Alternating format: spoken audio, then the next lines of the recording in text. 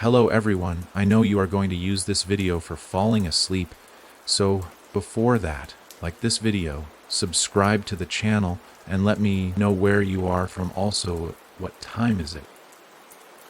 There's something wrong with the house on Briar Lane. Everyone in the town of Dunridge knows it, though no one talks about it. They say the last person who stayed there went mad and vanished, screaming into the woods, never to be seen again. They say the floorboards whisper at night, that faces peer out from the windows long after the lights go dark. And most chilling of all, they say it waits. For who? For what? No one knows. But I found out the hard way. It started with a letter. A plain white envelope, no stamp, no return address. Just my name scrawled in a spindly hand that looked too old to still be alive. Inside was a single sentence: you must claim what is yours before the blood moon rises. That was it. No explanation, no signature. Just that cryptic message and an address I hadn't seen in over 15 years, 76 Briar Lane. The name hit me like a punch to the chest. I hadn't thought about that place in over a decade. It was where my Aunt Lillian lived, until she didn't. She raised me after my parents died in a car crash when I was 6. She wasn't cruel, exactly. But there was a coldness to her, a stillness in her eyes that made you feel like you were always being watched and judged. I lived with her until I was 10. That's when I ran away. I never told anyone what happened the night I left. Not the police, not my foster parents, not even my therapist. But that house it knows. Now, 15 years later, here I was, driving back toward Dunridge, letter in hand, pulse hammering with a dread I couldn't explain. The town hadn't changed much. Same cracked sidewalks, same sagging roofs, same sad little gas station with the rusted Coke machine that never worked. But Briar Lane was different. It felt like stepping into a memory that had spoiled and festered in the dark. The trees leaned in too close. The air was heavier. Even the sun seemed reluctant to touch the crooked house at the end of the road. The first thing I noticed was that it looked exactly the same. Not aged, not weathered, just paused, as though time refused to come here. The second thing I noticed was the smell, musty, earthy, with something sharper beneath, like metal left too long in the rain. I stepped up to the porch. The boards groaned under my feet like a warning. The door was unlocked. Inside, the air was still and thick. Dust danced in the slats of late afternoon light. The wallpaper peeled in strips like old skin. And the silence. It wasn't just quiet. It was listening. I found the living room untouched. The same cracked leather chair where Lillian used to sit, unmoving, for hours. The same faded rug, stained in the corner. The same mantel with its strange array of objects. Dried flowers, a cracked porcelain doll, a bell with no clapper. And then the whispers started. At first I thought it was the wind, a hiss through the windows. But then the hissing formed words, soft, subtle, but clear. You came back. I spun around. No one, just the house, watching, waiting. I told myself it was nerves, that the past was playing tricks on me. That houses creak and groan, that memories warp in the quiet. But when I climbed the stairs and saw the door to my old bedroom slightly ajar, a coldness settled deep in my spine. I hadn't been in that room since the night I left. Since the night of the screaming. I pushed the door open. Everything was just as I'd left it. Bed unmade, bookshelf half empty, a drawing on the wall of a tree with eyes. My drawing. Except I'd torn it down before I left. I remember ripping it in half and throwing it away. But there it was, taped neatly to the wall. And worse, the eyes were different now. They were open. Something shifted behind me, a faint scuffle. I turned just in time to see the hallway darken, like a shadow had passed. But there was no light source, just creeping black. I stepped out, heart thudding. The hallway was empty. The door to the attic was cracked open. I'd never been allowed in the attic. Lillian always told me it was dangerous, that it was filled with mold and mice and worse. Once, when I was 8, I'd tried to sneak in. She caught me halfway up the stairs and dragged me down so fast I scraped my knees bloody. "Never open that door," she hissed. "It doesn't open for you." But now it was open. The steps groaned under me. The attic door yawned wider with each creak. Inside, the air was suffocating. Dust choked the light. And the smell was worse here, like something had died and never been found. I reached for the hanging chain to the attic light. Click! The bulb sputtered and flared to life, casting long shadows against the rafters. At the far end of the attic there was a trunk. Old, locked. I stepped closer, unsure why my hands were shaking. The lock was rusted, but not broken, as if it hadn't been touched in years. I should have left it alone. Every part of me screamed to get out, but I opened it anyway. Inside were photos, hundreds of them, all black and white, all of children, some smiling, most not, and all with their eyes scratched out. One photo fluttered to the floor. I picked it up. It was me. No eyes. That's when the scratching started. Not behind me, not above me, inside the trunk. I slammed it shut, backed away. The attic light burst, plunging everything into darkness. I bolted down the stairs, the air thick with a growling that wasn't there before. I didn't stop until I was in the kitchen, panting, gripping the counter so hard my knuckles turned white. Then I saw it, carved into the countertop. Fresh, what you never left. The back door slammed shut on its own. I turned around. She was standing at the end of the hall, Lillian. Except it wasn't her. Her skin hung loose like old wax. Her eyes were too dark, too deep. And her mouth, it was smiling, but the smile kept growing, stretching until it split her cheeks. "You remember now, don't you?" she rasped. I backed away, my foot hitting something soft. I looked down. A doll, with no eyes, holding a note. "You belong to the house now." I ran. I don't remember how I got out. Just that I burst through the front door and didn't stop running until I reached my car. The house didn't try to stop me. It didn't have to. Because something followed me home. That night, I woke up to scratching in the walls. I tore through the drywall with a hammer, screaming, frantic, and there, between the studs, were photos, more photos, of me, new ones, from today.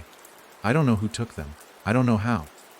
But the last one wasn't just a photo, it was a mirror, and behind my reflection stood Lillian, still smiling, still waiting. I tried to burn the photo, but it wouldn't catch. I tore it up, and it bled. Not ink, not paint blood. Thick and warm and real. That's when I realized I never really left the house. You don't leave 76 Briar Lane. It leaves with you. And as I sit here, writing this, I can hear her voice in the other room, whispering, scratching, laughing. The blood moon is coming, and the house wants me back. They say the dead sleep in silence, but I know better now. Silence is a trick. It makes you let your guard down. It makes you think the worst is over. But the truth is, silence is when it starts. When I returned to my apartment after that night on Briar Lane, I tried to pretend it was just a nightmare. That the attic, the photos, Lillian, none of it was real. I threw the letter into the fireplace, turned on every light in the apartment, and sat on the floor until sunrise. But deep down, I knew something had changed. Something had followed me. Something wasn't finished. The first sign came the next evening. Right around the same time, the shadows started to stretch longer than they should. I was brushing my teeth when I noticed the mirror fog up. Not with steam, but with breath. I hadn't run the water hot. There was no reason for condensation. And yet, across the glass, a message slowly formed from nothing almost time.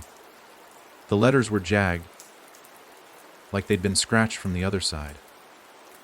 I backed away, heart pounding in my throat, toothbrush clattering into the sink. The bathroom light flickered, and I swore I saw her again. Lillian, behind me, just for a second, just long enough for the air to freeze. Just long enough for that smile to curl back across a face that should have been rotting in the ground. But when I turned around, there was nothing. No one. Just the creaking hush of my apartment settling into the night. I didn't sleep. Not really. Every time I shut my eyes, I heard scratching. Not in the walls this time. Closer, on the ceiling, on the door. Once, God help me, right next to my pillow, I jumped up, turned on the light, and found nothing but a deep gouge on my nightstand, like fingernails had been dragged through the wood. That's when I knew the house hadn't followed me. It had taken root inside me.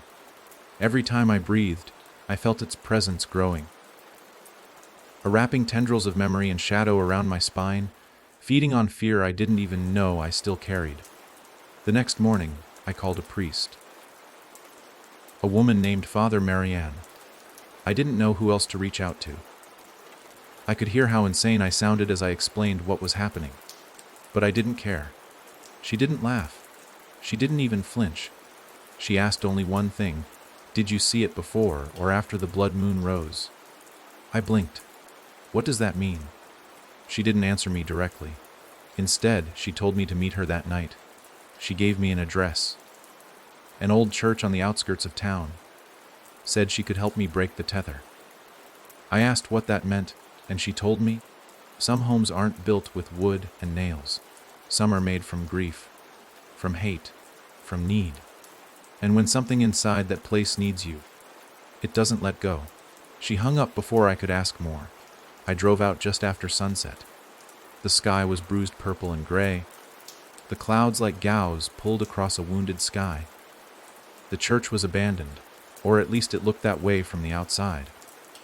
Boards over the windows, bell tower sagging, but the door creaked open with a push. Inside it was cold.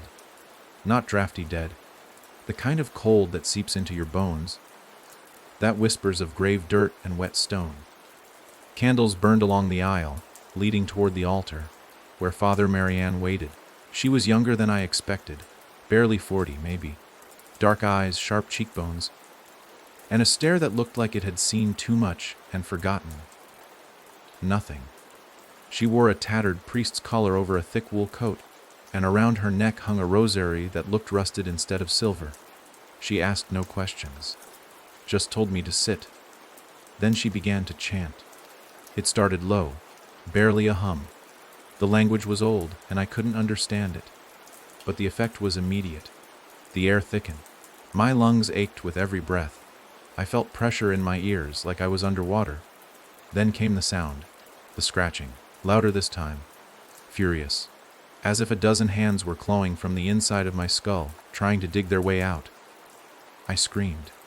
I couldn't help it. My vision swam. I saw flashes of Briar Lane, of Lillian's smile, of the attic door swinging open.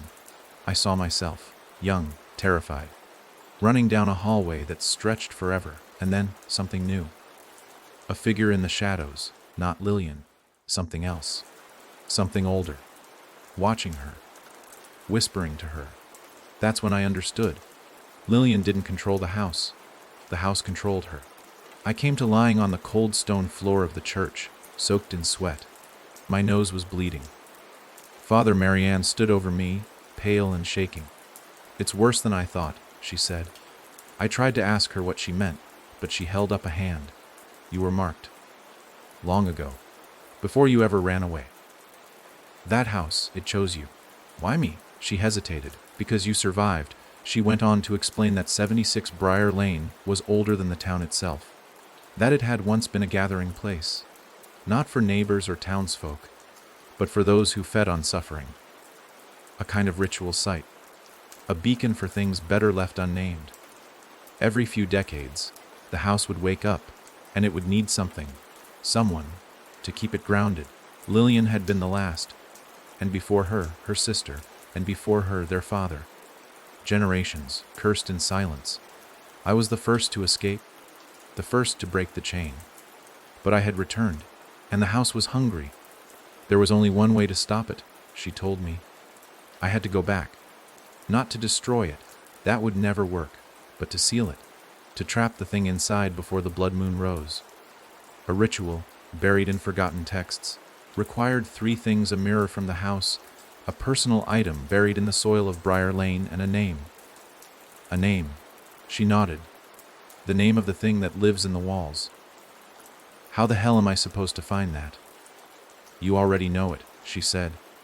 It was the last thing you heard before you ran. The night you left. I froze. I hadn't thought about that night in years. I'd blocked it out so well it felt like it belonged to someone else, but the memory returned now with razor clarity. The storm, the power outage. Lillian standing over me, eyes rolled back, chanting in that same old tongue. The shadows on the ceiling moving on their own, and then a voice. A name, Velmara. The word sent a shiver through my spine even now. That's it, Marianne whispered. You said it aloud. That gives it form. That gives you power. But only if you act before the blood moon. I looked out the cracked, stained glass of the church. The sky was glowing red. I don't have long, do I? She didn't answer. Instead, she handed me a bundle wrapped in cloth. Inside was a silver dagger, cold as ice, etched with symbols I didn't recognize. When the time comes, you'll know what to do. I drove straight to Briar Lane. The road seemed longer now. The trees bent lower. The sky above burned crimson. I pulled into the overgrown driveway and stared up at the house, heart pounding like war drums in my chest. It was waiting. I could feel it. And it was smiling. I stepped inside. The air was even thicker now. The house was breathing. I could hear it, groaning, sighing, drawing me in. I didn't hesitate. I moved through the rooms with purpose. I grabbed the mirror from my old bedroom.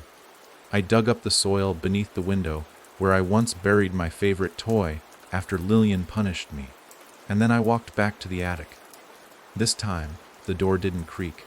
It opened for me. Inside, the shadows bent around me, pulling close. The trunk was gone. In its place stood Lillian. Eyes black, smile too wide. But it wasn't her anymore. It had never really been. You came back, she whispered. No, I said. I never left. And then I said the name, Velmara. The house screamed. Every wall, every beam, every nail. A cry of rage and hunger and agony so deep it cracked the floor beneath me. I dropped the mirror into the soil. Drove the dagger into it. Blood bubbled from the dirt. The air turned to fire. And the house began to die. Lillian, or what wore her, charged at me, mouth open, arms twisted and too long. I braced myself. But she never reached me. Because the house took her first. She vanished into the floor, into the walls, into the howl of the house devouring itself. I fled. This time, the door slammed behind me. And I swear it whispered one last thing as I ran into the night. We're not finished. The blood moon rose above me, and I knew it was just the beginning. You would think that after sealing a centuries old nightmare and escaping with your life, peace might follow. But peace doesn't exist once you've been inside the jaws of something ancient and patient. Not when you've spoken its name. Not when it knows yours.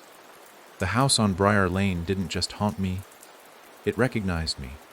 And as the blood moon climbed high over Dunridge, casting its fever, red glow across the sleeping rooftops, I realized something awful. The house wasn't dying. It was waking up. For 3 nights after the ritual, I didn't sleep. I couldn't. Every time I closed my eyes, I saw them. Faces, pale, eyeless, whispering things I couldn't understand but somehow still felt. They weren't dreams. Dreams fade. These visions stuck like mold. On the 4th night, I woke with dirt under my fingernails. My sheets were torn. My window was open. And outside, in the dead yard 3 stories down, something stood perfectly still under the light of the blood moon, looking up at me. Not Lillian, not Velmara, something else. Something new. I called Father Marianne again, but her number no longer worked. I drove out to the old church on the edge of town and found the door nailed shut. The candles were cold, the air inside thick with rot, and on the altar, in dark, dry strokes, someone had written 3 words in something that had long ago dried to a rusty crust. It begins now. The moment I stepped out of the church, the air shifted. The wind died. A deep quiet fell over Dunridge, too heavy for any normal night. I stood on the steps of that rotting church and felt something. that made every instinct in my body clench tight. I was being hunted. I went back to my apartment and started packing. But where do you run when the thing following you isn't a person, or even a ghost, but a house, a place that somehow exists inside you? When I opened my closet to grab a coat, I found the doll. The same porcelain doll from Briar Lane. No eyes. A crack running down its face like a tear. I hadn't brought it with me. I hadn't even touched it. But there it was, standing upright on a pile of my shirts, holding a scrap of paper. I unfolded it with trembling fingers. The soil remembers, and so do they. I dropped it and ran to the kitchen. I needed answers. I needed someone. Anyone. I called the Historical Society, thinking maybe some dusty file held the key. The woman on the line spoke in a shaky voice. She said there was a file on Briar Lane, but when she tried to pull it, it was gone. Removed. She didn't know by who, or why. But she did tell me something that chilled me to my marrow. Briar Lane wasn't built, she said. It was found. That single sentence shattered every thought I had about what I was dealing with. The house wasn't just cursed. It was older than the town, older than maps. Something unearthed, not constructed. A shell built around a wound, and I'd torn it open.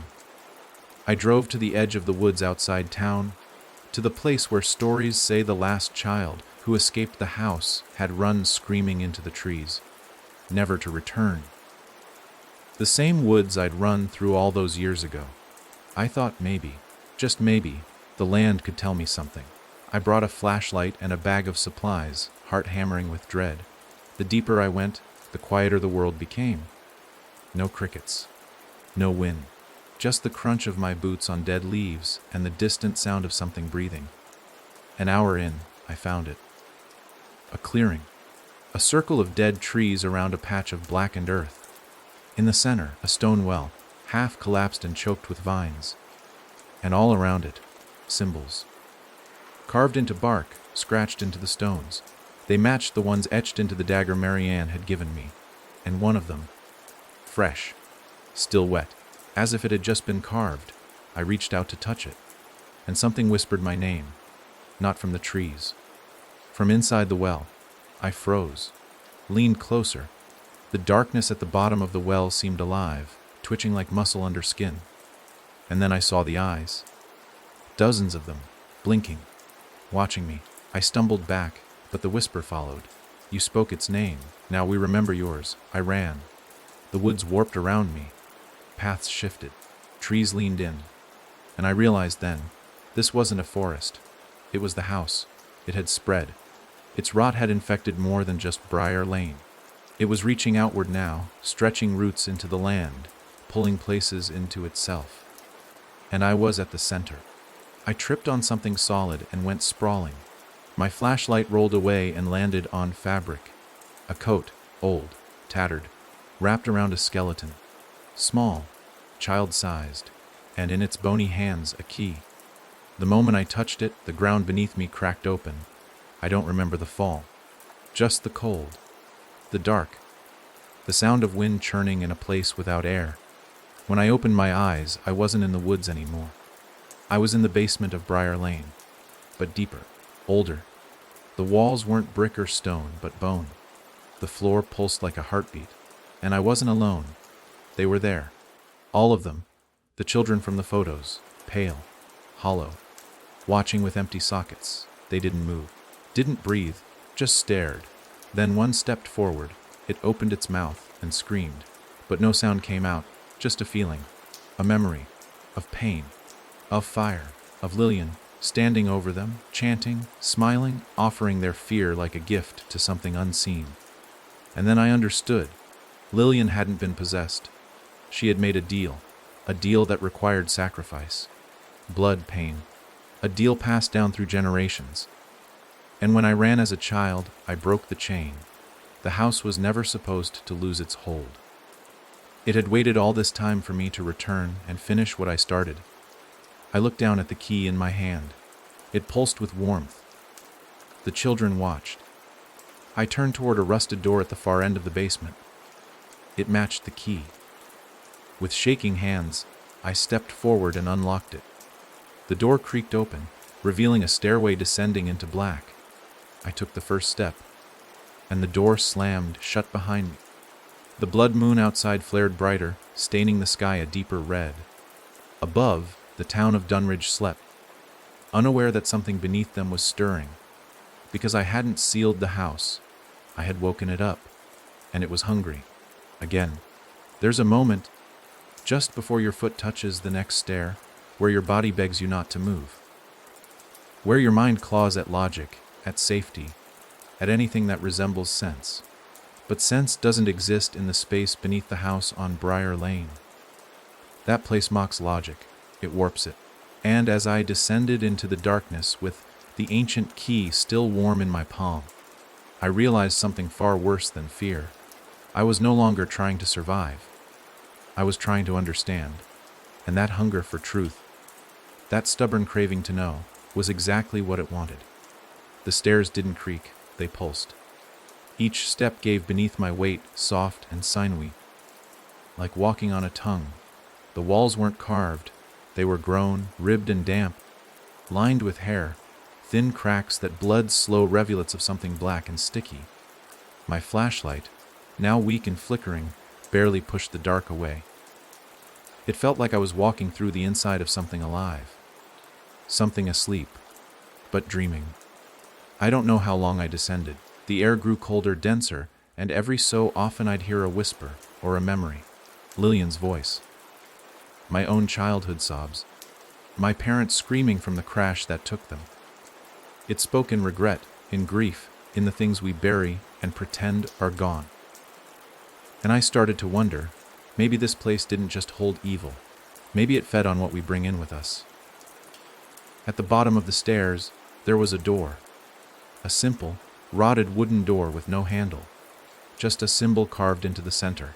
A spiral made of tiny human teeth, and around the spiral names. Hundreds, all etched in a child's handwriting. Over and over again. Some crossed out, some smudged, but all surrounding the symbol like moths to flame. My name was there, written perfectly at the top. The moment I saw it, the door opened inward on its own. The space beyond wasn't a room. It was the hollow. I don't have better words for it. It stretched out forever, a vast cavern that throbbed with breathing walls and veins of light that moved like fluid. In the distance, giant tendrils swayed like seaweed in slow motion, and hanging above it all, suspended in a mesh of bone and hair, was a heart, enormous. Still, but not dead, just waiting. Below the heart stood a figure, not Lillian, not the thing that wore her face. This was it. Velmara. It looked like no monster I'd ever seen in stories or films. It didn't have horns or claws or eyes. It looked like a person, but made of stitched skin. Mouths where there shouldn't be. Joints that bent the wrong way. And as I stepped forward, it turned to face me. Every movement it made sounded like paper tearing. "You opened the door," it said. Its voice was every voice I'd ever known. Friends, family, strangers on the street. It spoke through me. "You came home." I couldn't speak, couldn't move. Velmara took a step closer. "The deal was broken. But you returned. You remembered." And then it reached toward the air and pulled. Reality peeled. In that moment, I saw it. All of it. The history. The truth. The reason the house never faded, never aged. Velmara wasn't haunting Briar Lane. It was Briar Lane. The house was just a shell. A membrane, a womb. Built to protect it, to feed it. Every generation that lived there wasn't cursed. They were caretakers. Some willing, some forced. But all part of a cycle that ensured the thing below never starved. Lillian hadn't gone mad. She had sacrificed herself to it. Voluntarily. And when I escaped as a child, the cycle broke. Velmara began to starve. And when I spoke its name again, I fed it something far more potent than blood. I fed it recognition. It walked toward me, slow and deliberate. "You gave me shape. You gave me voice. And now you must decide." "Decide what?" I finally choked out. "To stay. Or to take my place." I shook my head. "No. I sealed the house. I ended this." Velmara smiled, or tried to. Its stitched face cracked with the motion. You sealed a memory. Not me. Not this. It gestured behind me, and I turned. The children. The eyeless ones from the basement. They were here now. But they weren't children anymore. They had grown. Stretched. Twisted by years of feeding Velmara's need. Still silent. Still watching. They're part of me, Velmara whispered. But you are the key. The warmth in my hand flared. The ancient key, now glowing red hot, began to melt, fusing with my palm. I screamed, but Velmara only laughed. You brought it back to me. You bound yourself with it. And now you either close the door from the inside, or you let the door stay open forever. That's when I understood what the blood moon meant. It wasn't a warning. It was a signal. A window. One night where Velmara could reach beyond the house, beyond Donridge, into everything. And that window was closing. If I left, if I ran now, the door would stay open just wide enough for it to slip through. Into every place touched by memory and grief. It would find others. It would feed. And it would never be stopped again. I looked back up at the heart. Still pulsing. Weak, but alive. Then I looked at the eyeless things around me. At Velmara's rotting grin. I won't stay, I said. But I'll shut the door. Velmara cocked its head. How? I looked at the dagger strapped to my belt. The one Marianne had given me, and then I drove it into my chest. The pain was instant, sharp and final. But as I fell to the floor, blood pouring from my wound, the walls around me screamed. Not in rage, but in panic. I wasn't dying. I was feeding it wrong. Velmara rushed forward. Too late. My blood spilled across the hollow's floor and soaked into the roots. And instead of strengthening it, it began to wither, to recoil, to rot. Because I hadn't offered it fear. I'd offered it sacrifice. My own. And the house couldn't survive it. The last thing I saw before I blacked out was Velmara tearing itself apart, unraveling thread by thread, like a nightmare unremembered at sunrise. And then silence, real silence, not listening, not waiting, just gone. I woke up in the woods at the edge of the clearing. The key was gone. The dagger rusted beside me. And the well collapsed completely, swallowed by the earth. I stumbled back to town under the gray light of dawn. The blood moon had faded.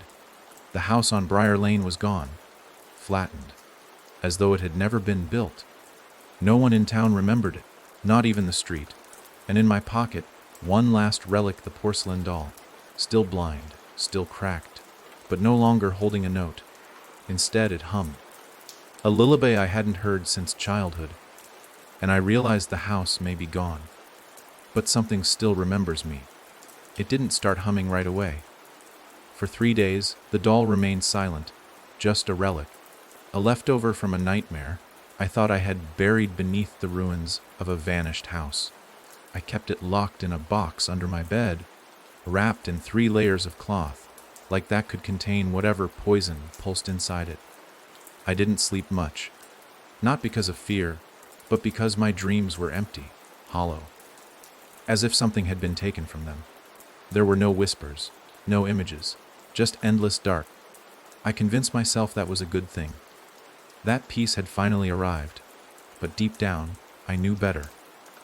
On the 4th night, I heard the first note, faint, barely more than a breath. I thought it was my neighbor's radio, maybe a passing car. But it returned the next night, louder, clearer, a child's lullaby, warbled and cracked, like it was being sung underwater. The melody burrowed into my spine, dragging cold across my skin. I waited, listening, willing it to be nothing more than my own paranoia. But then the box under the bed shifted. Not fell, not slid, shifted. Like something inside had turned over. I didn't move for hours. I watched the shadows in my room crawl across the walls like slow hands. Morning eventually dragged itself in through the window, but even in the light, I could feel the weight of it pressing down on the room. I knew I should get rid of the doll. Burn it. Bury it. Drop it in the river. But something inside me whispered that I couldn't. Not because it was dangerous, but because it was tied to me. I remembered what Velmara said just before I stabbed myself in the hollow. You are the key. That hadn't been a metaphor. I hadn't just opened the door. I had become part of it. So I did what every foolish soul in every cursed story does. I opened the box. The cloth was damp, not with water, but with something slick and cold, like condensation on a tombstone. And when I unwrapped the final layer, the doll's porcelain face stared up at me, unchanged, except for one thing. Its mouth was open. It had never opened before. Not in the house, not in the attic, not even in the hollow. And now, from that cracked, tiny mouth, came the humming. Slow, rhythmic, pulling. My name rose inside it, buried in the tune. A child's voice whispering it like a secret Elias. I dropped it. The song stopped. The room grew colder. The lights dimmed without flickering. I backed away slowly, but something caught my foot. I turned, and there, lying neatly on my floorboards, were pictures, new ones, black and white, all of me, sleeping, in bed, last night. Each photo was time, stamped in smudged red ink, all between 2:03 and 2:17 a.m., the time I had been frozen in place, listening to the doll hum. And in the corner of each image, barely visible, a shape, a smudge of shadow, standing in the room, not looking at me, looking at the box. I threw the doll into the fireplace, lit it, waited. Nothing, no scream, no fire. The flames swallowed the paper beneath it, but the doll remained untouched. The fire curled around it like it didn't exist. That was when I realized something terrifying. It wasn't the doll humming. It was something inside it. The house was gone? Yes. The structure, the shell, but the essence, the hunger, that hadn't died. It had simply changed shape, transferred, just like Marianne Warren. I had sealed the hollow, but the energy, the rot, it had latched onto something. And because I brought the doll out, because I touched it, I brought that essence into the world. It was looking for a new house, and it had chosen me. Over the next few days, the humming grew louder. It didn't just happen at night anymore. I'd hear it in grocery store aisles, in elevator shafts, in the silence before a phone call connected, the same lullaby, always from nowhere, always followed by a chill, and worse, others started to hear it too. A cashier paused while scanning my things. "Do you hear that?" she asked. "That song, it sounds like." She trailed off. Didn't finish her sentence. Didn't move again. I looked into her eyes and saw nothing. Not shock, not fear, just emptiness. A hollow stare that stretched too far inward. Then she blinked, and everything returned to normal.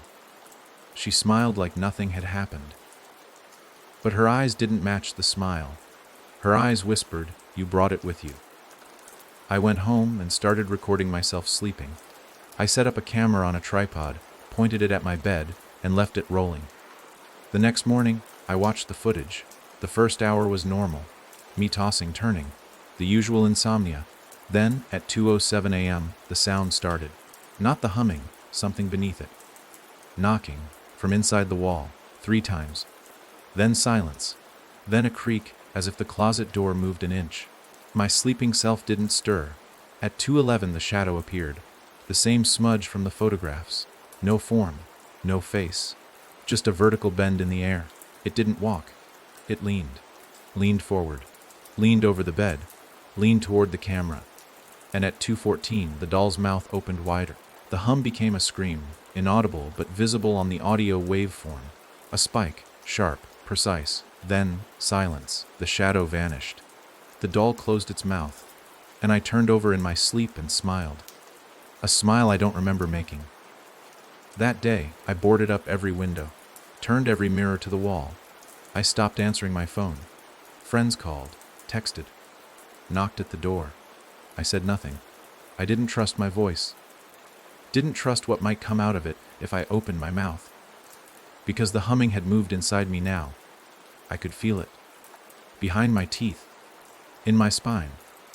And the worst part wasn't the sound. It was what it was telling me. Build it again. I didn't know what that meant, not fully. But part of me did. A part Velmara had touched, left cracked and raw. The part that remembered the floor plan of 76 Briar Lane. The shape of the rooms. The color of the hallway. The smell of the attic. It whispered it all to me, detail by detail. Build it again, not with wood, with belief, because it never needed walls. Not really, just memory, just pain. I sat at my table that night and started sketching, a blueprint.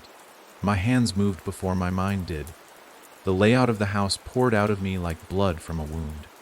Perfect, complete, every corner, every rotten board. I wept as I drew, because I knew I was the new architect, and the house was coming back. Through me. There is a kind of madness that doesn't announce itself with screams or broken glass. It seeps in, silent and soft, like fog creeping under a door. It makes your hands draw things you don't remember seeing. It lets you sleepwalk through days, thinking you're okay, all while something ancient and merciless builds a throne in your bones. That was me, now, sitting for hours in my kitchen, hunched over sketches I didn't remember starting, drawing the exact layout of a house that no longer existed. Guided by hands that no longer felt like mine, I tried burning the blueprints, every page. They refused the fire just like the doll had. I shredded them. The next morning, they were whole again, neatly stacked in the center of my table, edges aligned. My own name scrawled across the cover sheet like an architect's signature. Elias Vance. Draft Fay 2. The implications dropped on me like cold water. I wasn't just haunted. I was commissioned. I stayed inside. The humming was constant now, like a second heartbeat, always just beneath the surface. At first it was background noise. Then it started to synchronize with my actual pulse. When I got angry, it got louder. When I cried, it turned mournful. And when I stared too long at the blueprints, it sounded pleased, like approval.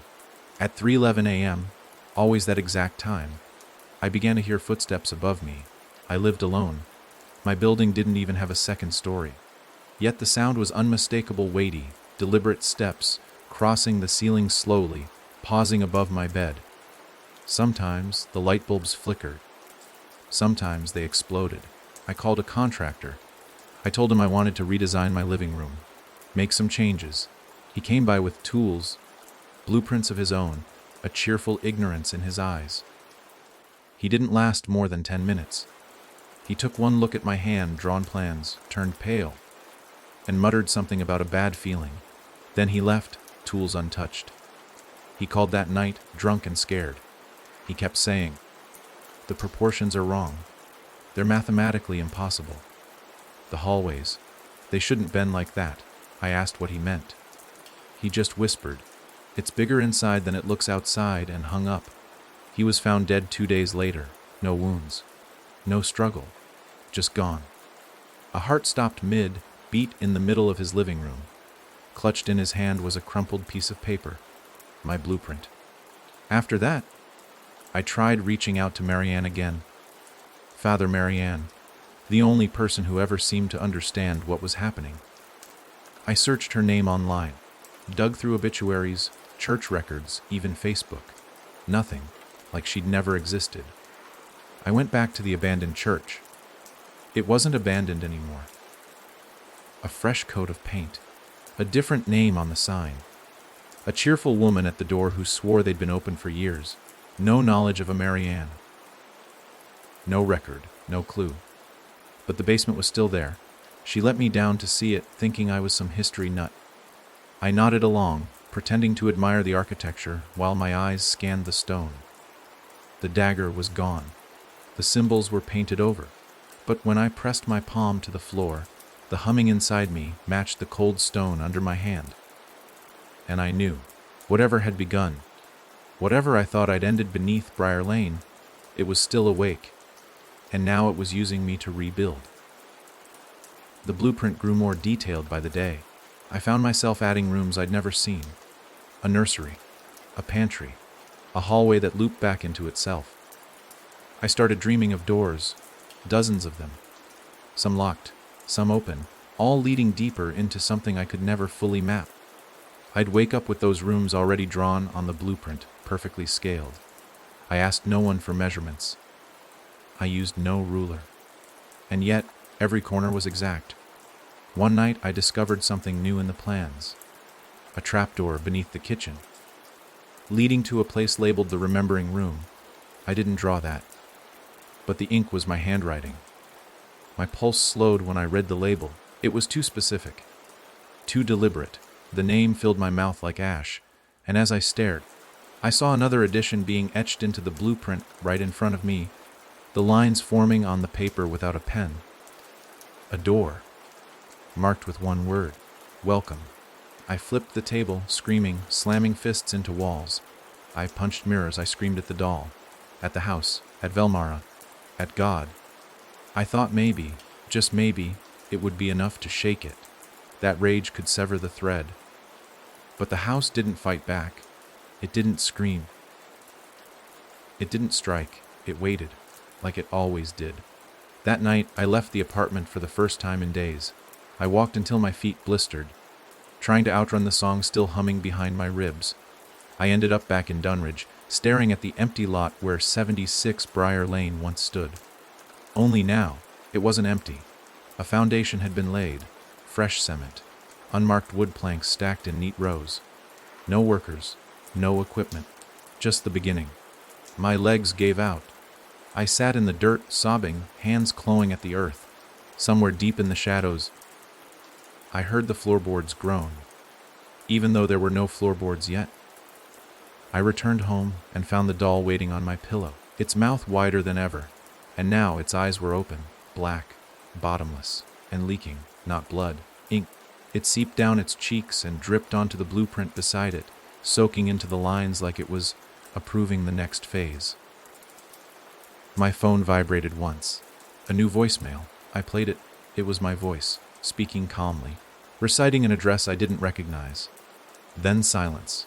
Then the lullaby. I drove there the next day. A rural field, miles out of town, nothing for acres. But in the grass, marked with stakes and twine, another foundation, another house being born. No workers, no signs, just the shape. And I realized the truth. I wasn't building a house. I was building many. The house didn't want to exist in one place anymore. It wanted to spread. Every blueprint I drew, every foundation laid, every humming breath I took, it was planting seeds, and all of them were named after me. It was subtle at first.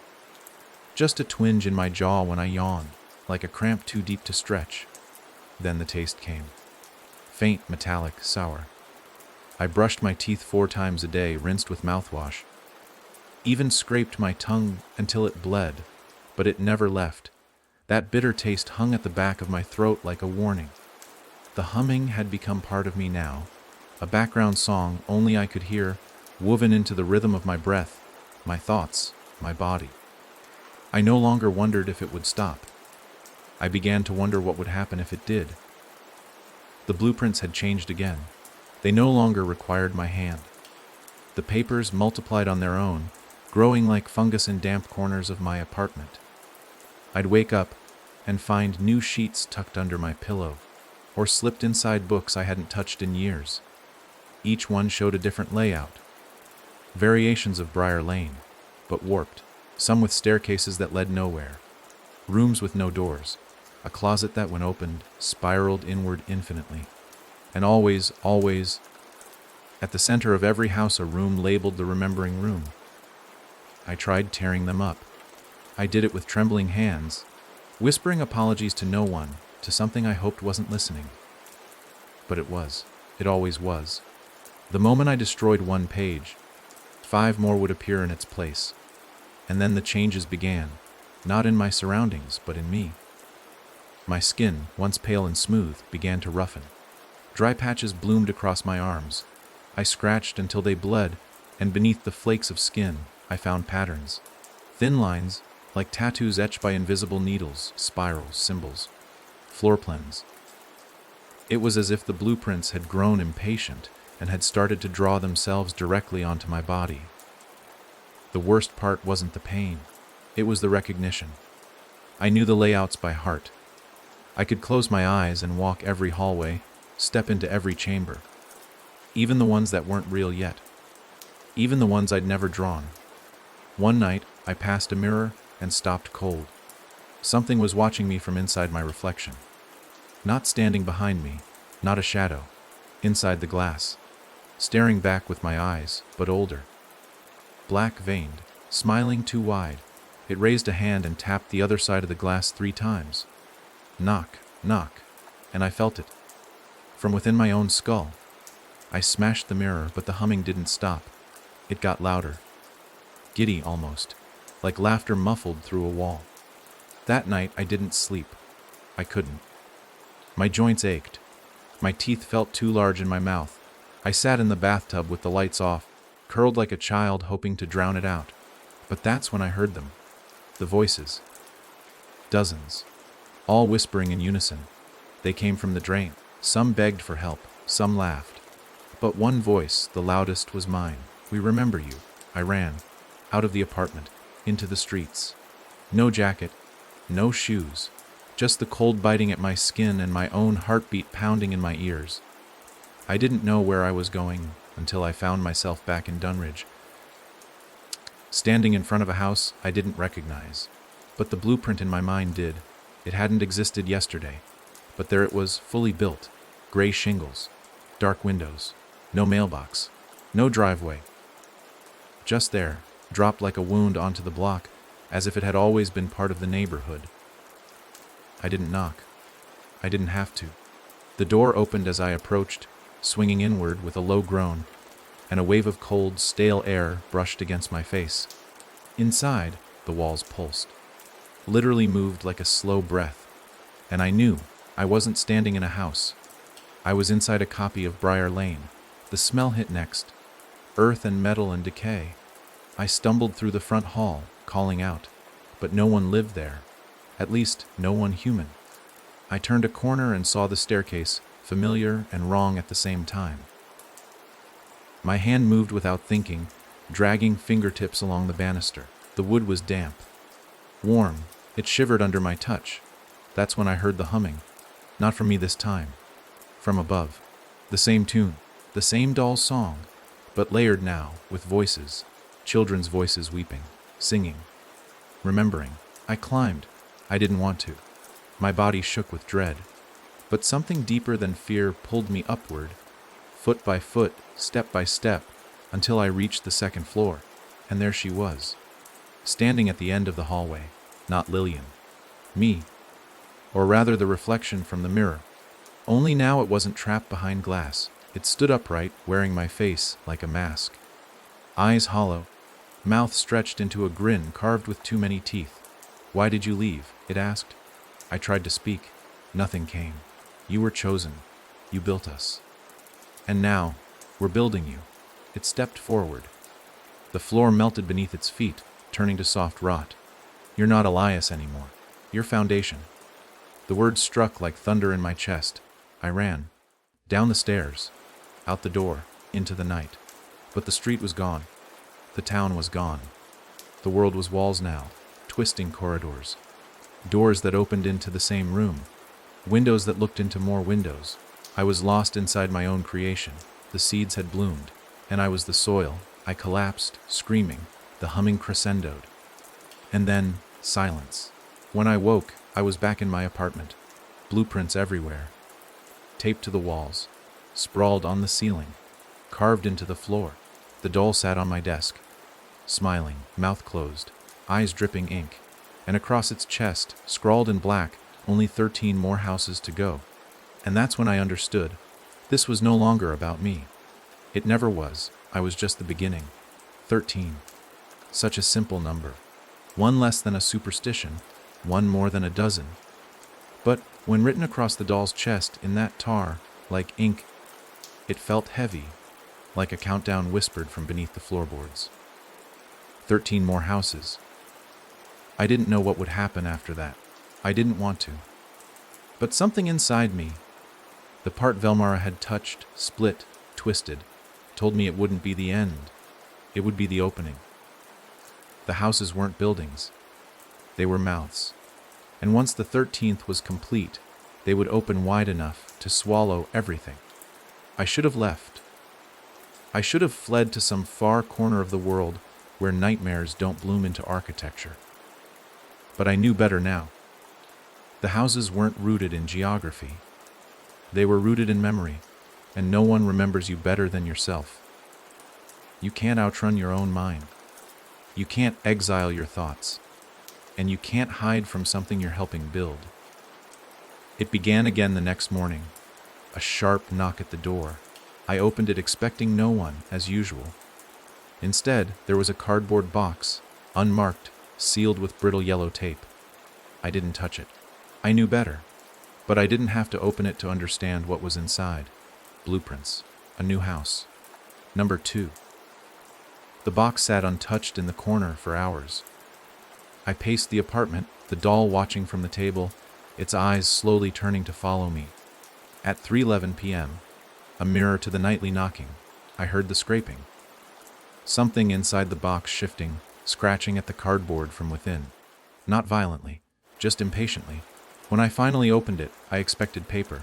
What I found instead made me stagger back. Wood. Clean, pale wood. Shaped planks, cut nails, bundled wiring, materials. Enough to start building. I don't remember ordering any of it. I don't know how it arrived. But the message was clear. The next house wasn't waiting to be designed. It was waiting to be assembled. And in the very bottom of the box, beneath the materials, lay another doll, identical to the first, except this one had a different expression. Its mouth wasn't smiling. It was screaming. I tried throwing it out. I sealed it in a garbage bag, drove 20 miles outside of town, and hurled it into a river. I watched it sink. I waited for the humming to stop. It didn't. When I returned home, soaked and shivering, the doll was back, sitting on my bed, still screaming. Its jaw cracked open wider than before, the porcelain flaked at the edges like skin around a wound. And in its lap, resting neatly, was a note, torn from one of the blueprints, scrawled in jagged letters that weren't mine, but that I somehow recognized. Begin construction. So I did. Not because I wanted to, but because I couldn't resist anymore. The urge came like thirst, like hunger. I drove to the same field I'd visited weeks before, where foundation markers had been laid. The place had changed.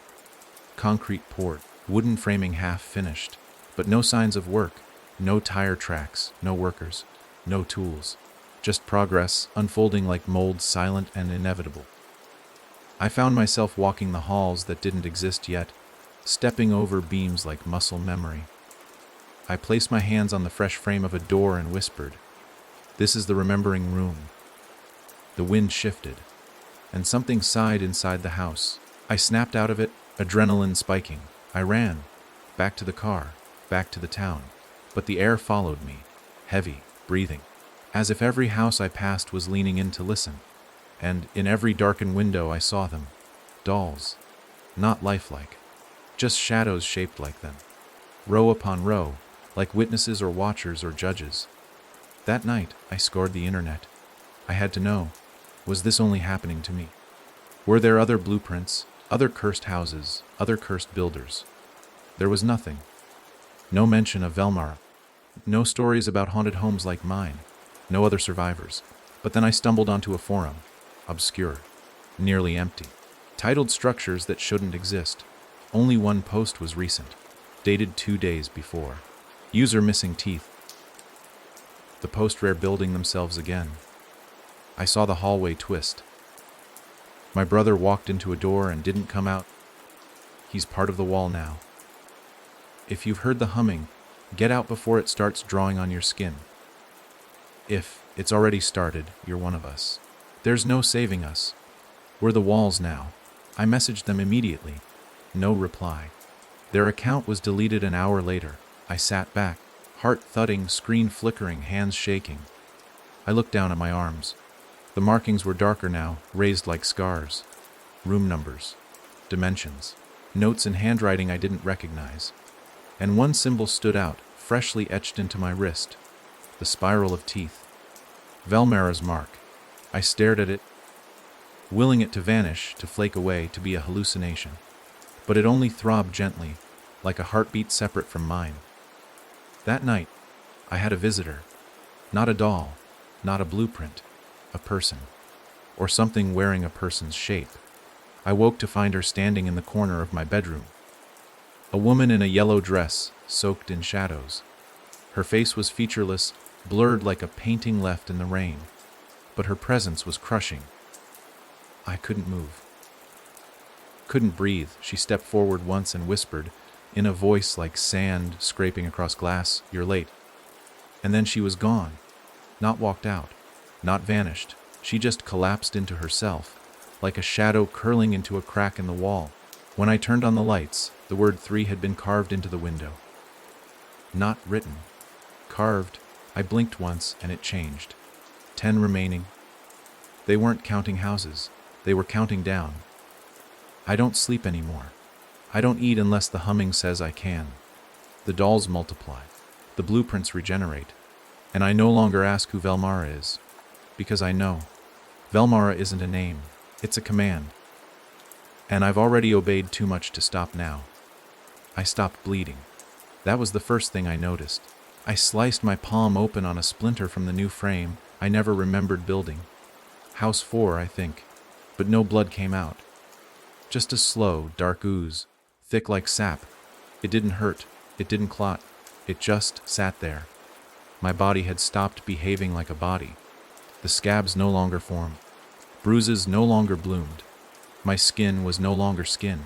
It was material. Something preparing to be used. I stood in the skeleton of House 4. The frame towering over me, already complete, though I'd only just started work that morning. Or had it been morning? The sun hadn't risen in 2 days, at least not where I was. Light came from somewhere, but not from the sky. It glowed faintly from between the boards, from the spaces between shadows, like the house had its own pulse now. I thought maybe it was my eyes playing tricks. But when I stood still, when I pressed my palm to the wood, I felt it. A low thump, steady and slow, as if the frame was breathing. No hammers, no workers, just me. And yet the walls kept rising. At the center of the floor plan, the core of every house I built, was the remembering room. Always there, always changing. In this one, it was circular. No doors, a single window facing nothing. I stepped inside and the humming returned. It wasn't coming from me anymore. It came from the walls themselves, like they were singing to each other, whispering names, mine among them. I turned in a slow circle and saw my own face on the walls, not photographs, not paintings, reflections.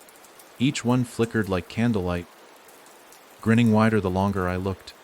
I ran, stumbling out into the overgrown field that hadn't been overgrown yesterday. And as I gasped for breath, I realized there was no air. I was breathing memory. That night, the spiral on my wrist cracked open. Not metaphorically, literally. A tiny fissure split the center of the mark, and from it seeped ink. The same black, slow, moving ink that dripped from the doll's eyes. I bandaged it, wrapped it tight, but the next morning the wrap was soaked. The ink had spread up my forearm, etching new lines, curved hallways, hidden staircases, hidden rooms inside the hidden rooms, and one label kept repeating. The Architect's Hollow. I tried scrubbing it off, but it sank deeper into the skin. I sliced the flesh with a razor, tried to peel it out, but beneath the first layer was not muscle, not blood, just more blueprint, more structure. I fell to my knees, screaming, and I swear the air itself warped around me, amused. I wasn't human anymore. I was being converted. Frame by frame, stud by stud, just another house in the chain. Another mouth in the chorus. When I returned home, it was no longer my apartment. The walls had moved. The kitchen was gone, replaced by a spiral staircase that curled downward into the dark. My bedroom was now a long hallway with 12 identical doors. I tried opening one, just one, and behind it was nothing. Not emptiness, not darkness, nothing, the void.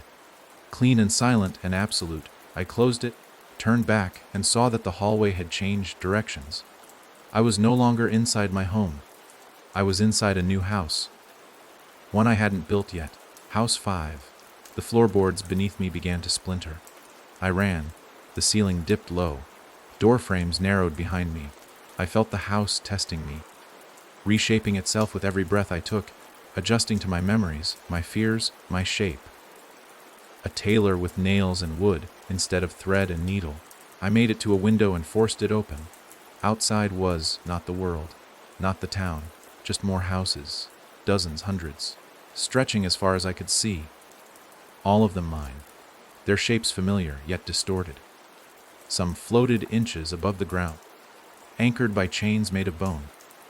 Others leaned sideways like drunks, as if they'd grown tired mid-construction. And every single one pulsed with that same low hum, that same breathless music I had once mistaken for background noise. The song of the house, Velmara's hymn. I jumped. I don't know what I expected. Death. Freedom. Instead, I fell into another hallway. No impact. No pain. Just motion. Slipping through a crack in the world and landing in house one again. My original. The first. Still unfinished. Still waiting. The doll sat in the center of the floor, now fused into the wood. Its limbs stretched out like roots. Its head tilted at a sickening angle. Mouth closed, but eyes wide open, watching, and above it, carved into the wall by something with small, sharp fingers, were 3 words: "We start inside." It hit me then. The plan was never to build outward. The plan was to build me, to hollow me out. The houses were a distraction. The real construction was happening beneath my skin, in my thoughts, behind my eyes. And once they were done with me, they would start with you. The first time I heard someone else say the word Velmara, it wasn't from a whisper in the dark or a hallucination drawn from the humming beneath my skin. It came from the mouth of a child standing on the sidewalk outside my building, her hair matted with rain, her dress far too thin for the season. She looked straight through the boarded up windows and said it like a lullaby, soft, rhythmic, and eerily casual. Velmara's almost done with you. Then she smiled, revealing too many teeth, and walked away, vanishing around the corner like she'd never been there. But her voice lingered. It echoed in my jaw, settled into my bones. That's when I knew this wasn't mine alone anymore. They were inviting others in now. Inside my apartment, the walls no longer held shape. What once was drywall and insulation now flexed like stretched canvas. The seams pulsed. Sometimes, when the air was still, I could hear breathing. Real, wet breathing, coming from behind the pictures that used to hang on the wall. Most of the frames had fallen, shattered, or melted into the wallpaper. Only one remained, a photo of me at age 10, standing in front of a broken swing set in Dunridge. I hadn't seen that photo in years. I don't know who placed it there. But the me in the photo wasn't looking at the camera anymore. He was looking at the door. The door that didn't lead to the hallway now, but somewhere inside. A new room, not drawn, not imagined, just there. The doorknob was bone white and cold, too cold, even though the apartment sweltered with the thick heat of something unnatural. I put my ear to it, and there was nothing for a moment. No breathing, no humming, just silence. Then a knock, 3 slow, deliberate taps. Knock, knock, knock. The same pattern that had followed me from the basement of Briar Lane to the hollowed-out bones of every house I'd ever built.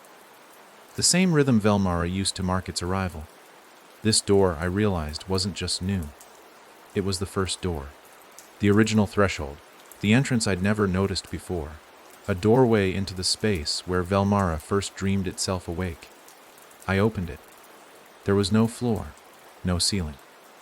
Just a void that smelled like wet stone and burning hair. The air tasted like childhood fears, of closets, of basements, of being forgotten. I stepped in and the door slammed shut behind me. I didn't fall. I floated. Weightless and directionless, surrounded by echoes of voices I didn't recognize but somehow remembered. Each one begged, wept, screamed, but none of them spoke directly to me. They spoke through me. We welcome you. We welcome you. Welcome in. The space pulsed, and suddenly, I was standing on a surface that looked like wood but felt like skin. The walls breathed. And in front of me, towering and still, was a door just like the last, except this one bled from the keyhole, a thick, syrupy ink. Above it, carved with broken fingernails, were the words THEARS. The humming began again, loud this time, proud, and in the air, stitched into the song. I heard the names of every house I had built, chanted in unison by a choir of voices that knew me better than I ever had. House 1, House 2, House 3, 4, 5, all the way to 7. Yes, 7. Somehow, without realizing it, more had been built. I hadn't touched wood in days. I hadn't drawn anything. But the houses existed. They built themselves now, through memory, through me. My body was a beacon. A tuning fork vibrating with Velmara's rhythm. I wasn't the architect anymore. I was the blueprint. I opened the bleeding door. Inside was the remembering room. Only this time it wasn't empty. It was filled wall to wall with copies of me, standing, silent. Each one frozen mid, motion, some laughing, some screaming, one curled on the floor, clutching blueprints. They didn't blink, they didn't breathe, but their eyes followed me. And in the center of the room, seated in a wooden chair that was rotting and alive all at once, was a version of me I hadn't become yet. Older, thinner, gray-skinned and grinning. His eyes were missing, not gouged, absent, like they had never been formed. Smooth sockets stared at me as he raised a finger to his lips. "Shh," he whispered. "They're almost ready." I turned to run, but the room melted behind me. There was no door, no passage, only house, endless and eternal. And then it changed. I stood in my childhood bedroom again. Everything exactly as it had been the night I ran from Lillian. The rain against the windows, the smell of mildew and burnt candle wax, the bed with one corner unmade, and in the center of the floor, a child version of me, sitting cross-legged, drawing in a notebook. I knelt beside him. His eyes were wide, blank, but he didn't look afraid. He handed me the notebook. Inside were 13 drawings, each one a different house, each one labeled not with numbers, but names. My father, my mother, my foster brother, the neighbor, the contractor, the girl on the sidewalk. 7 houses so far, 7 names, 7 sacrifices. Each blueprint was a memory, and each house was built on someone I knew. And there were 6 more pages blank, waiting. My hands moved on their own again. I watched in horror as I began to draw. Page 8, a new name, Marianne, and I realized she hadn't vanished. I had used her. The house needed builders and sacrifices, and I had become both. That's why the houses multiplied without me touching a thing, because they weren't built from materials. They were built from me, from every connection I ever made. Each person I remembered was another doorway. Each house was their tomb. And when the 13th house is built, there will be no LIS left to stop it. Only the welcome, and the door will stay open forever. I tried not to draw anymore. I tried everything, taping my fingers, breaking my pencils, even pouring glue into the hinges of every notebook I owned. But the lines still came, not just on paper. They came on the steamed glass of my bathroom mirror, traced in foggy spirals. They scratched themselves into the dust coating my shelves. They pressed up from beneath the skin of my arms like veins, growing in wrong directions. Whether I wanted to or not, I was still building. The blueprints had moved inside me. The worst part was, I could feel the walls before I saw them. I'd wake up in the middle of the night and know that a new room had taken shape somewhere nearby. And not just in my apartment. In the world. The houses didn't sit together neatly like a neighborhood. They sprouted where they were needed, wherever memory left a scar deep enough.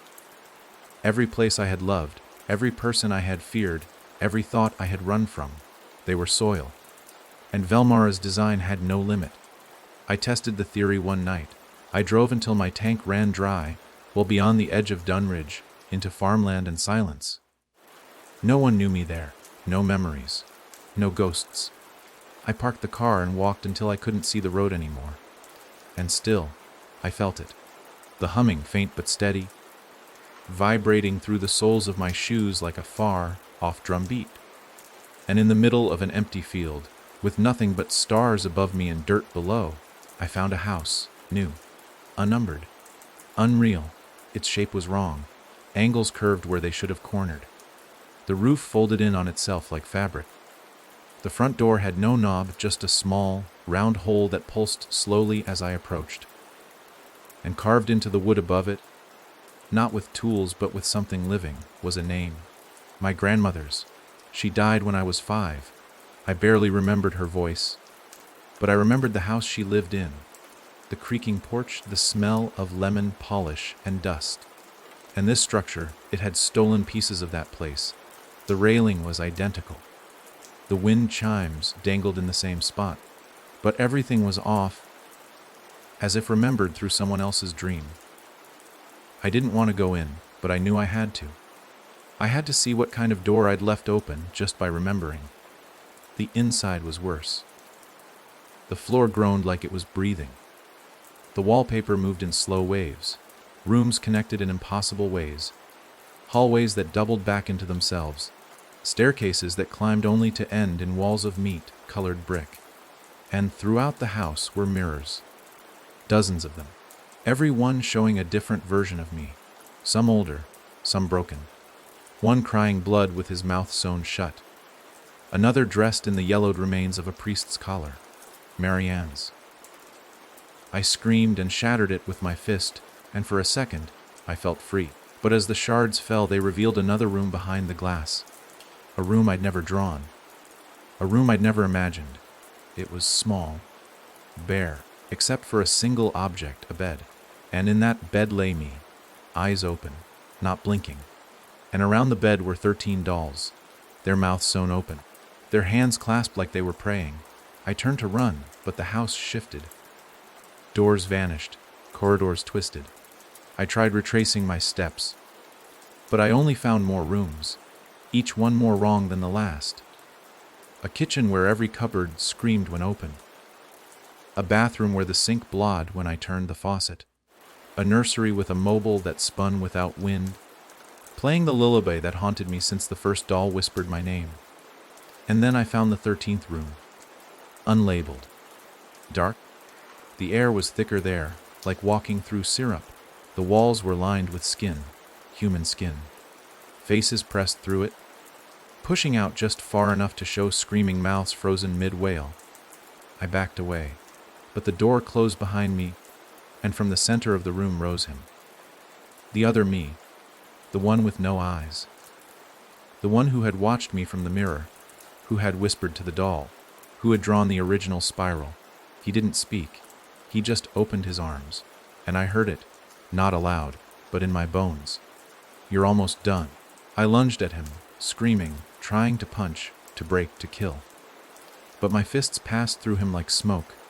He wasn't solid. He was blueprint, a projection of what I was becoming. And as I stumbled, the walls around us opened, peeled like fruit, revealing a stairwell leading downward, deep into the belly of the structure. At the base of those stairs stood a door. I didn't want to see it. I didn't want to know. But I walked anyway. The door had no handle, just a slit wide enough for a face, and behind that slit I saw it, not Velmara, the truth. Velmara was never a name. It was a language built from shape and space and sound, a design language. And I had become fluent. The humming wasn't music. It was instruction. Every note a line, every breath a beam, every scream a load bearing wall. I wasn't building anymore. I was being read. Every scar, every memory, every loss. Velmara was reading me, decoding me, blueprinting me room by room. And I understood then. When they said 13 more houses, they didn't mean 13 more locations. They meant 13 more versions of me. I was the structure. The house was just a skin, and once every version was complete, the door would open. Forever. I stopped locking my doors. Not because I wanted to, but because locks didn't mean anything anymore. Whether they were deadbolts or prayers, latches or crosses, none of it mattered. Not when the ones who came knocking didn't use doors in the way we understand them. They didn't knock to be let in. They knocked to remind me I was never out. The 13th version of me was nearly complete. I could feel it growing somewhere just beyond the skin of this world. Every hour, it sharpened. Each memory I touched polished its floorboards. Each regret built its walls. Each moment of hesitation placed another brick. I could hear him breathing in the spaces between my thoughts. He didn't speak anymore. He didn't need to. We were so close now we didn't require words. Only the sound. Only the hum. I heard them before I saw them. One night, as I stared at the wall opposite my bed, refusing to blink because I knew that blinking invited change, I heard the footsteps in the hall, not above, not below, right outside the door, slow, bare, skin on wood, and then the knock, always the same rhythm, knock, knock. But this time it didn't stop. 3 more, and then 3 more again. Over and over, like a metronome for madness, until my body felt the vibrations through the mattress springs. I didn't move. Didn't breathe. The doll sat on my chest, perfectly still. Its mouth had long since sealed shut, but its eyes had changed. They didn't blink, but they pulsed. With each knock, they grew brighter, like twin coals in a porcelain skull. They weren't eyes anymore. They were windows. After the 27th knock, the door opened. I didn't get up. I knew better. There were rules, see. If you looked, they became clearer. If you moved, they became faster. If you spoke, they listened. But if you invited them, it was over. 3 figures entered, silent, tall, featureless. Their faces were blank patches of gray like stretched rubber. They didn't walk so much as glide, as if the air itself carried them forward on invisible strings. They circled my bed without ever touching it. One of them placed its hand on the wall. A wet, meaty sound like palm against rotting fruit. The wall opened. No crack, no creak, just the sound of wet paper tearing. Behind it was a hallway, lit, perfectly clean, a hallway from one of my earliest blueprints. House 3, I think. The one built from my foster brother's memory. The house he died in. The one I never finished because I hadn't forgiven him yet. One of the figures turned to face me. Though without a face, that action felt cruelly symbolic. In its hand was a mirror. Small, round, rimmed in rust. I refused to look into it. But I didn't need to. I already knew what it would show. Not my face, but his, the 13th. The final version of me. Fully formed. Still, waiting. The mirror was placed on the bedside table. They didn't speak. They didn't point. But I knew what they wanted. The mirror was the last tool. The last door. And once I looked into it, I would see the architecture from the outside. I would understand what had been built through me, from me, with me. I would become it. The figures retreated, back through the wall. The hole sealed behind them, leaving no trace, not even a mark. But the mirror stayed. I sat for days with it beside me. I didn't eat. I didn't sleep. The humming in my bones had grown into a chord. Deep, resonant. It echoed in my teeth. My vision started to glitch. Rooms warped and snapped back into place like rubber bands, stretched too far. My apartment no longer existed as a singular location. Every time I opened a door or blinked too slowly, I was somewhere else. A stairwell with no ceiling. A nursery with a floor made of breathing carpet. A closet that opened into a second version of my own kitchen. Identical in every way, except for the man standing at the sink, back turned, waiting for me to speak. I never did. I'd learned silence was the only weapon I had left. One night, I found myself sitting outside the original foundation of Briar Lane again. There was no journey, no car. Just me, there, as if time and place had ceased to be obstacles. The house had returned, fully built. No longer a skeleton of wood and rotted air, but whole, clean, welcoming. The front door was open. Inside, the light was warm. A fire crackled. I smelled cinnamon. It was a trap. Of course it was. But I stepped inside. The walls no longer whispered. They spoke. Full sentences, clear and polite, like hosts greeting a long-awaited guest. Welcome back. You've come home. We've missed your voice. I followed the sound to the remembering room. It looked like a study now. Wooden shelves lined with thick, dusty books. A single leather chair sat in the middle, and on the desk, waiting for me, was the final blueprint. Blank. I sat. The pen was already in my hand. I didn't remember picking it up. I didn't want to draw. I needed to. And when the pen touched the paper, the room sighed in relief. Not just this room. All the rooms. I could hear them. All 12 houses. 12 doors creaking open. 12 windows sliding upward. 12 mouths gasping in delight. The buildings groaned with gratitude. They had waited so long for me to finish what I started. And now all that remained was the final room. The room where I would live, where the last version of me would open his eyes. I drew it slowly, with precision, no resistance. And when I finished, the paper began to rot in my hands. Ink bubbling, fibers blackening. The final house didn't need a drawing anymore. It had arrived. It was here. And I could feel it, moving beneath my skin. The moment the final line left the page, the house exhaled through me. It was quiet, but deep, like the last breath of something that had been holding itself back for centuries. I dropped the pen, but it didn't fall. It dissolved midair, crumbling into ash before touching the floor. The paper followed. The room around me shivered, but not from fear or cold. It trembled like something excited, eager, on the edge of celebration. I stood up, knees shaking, heart hollow. My fingers twitched, still aching to draw. But there was nothing left to sketch. The blueprint was complete. All 13 structures had found their form, and now, the final room had to be occupied. I tried to run. I didn't even know where I was running to.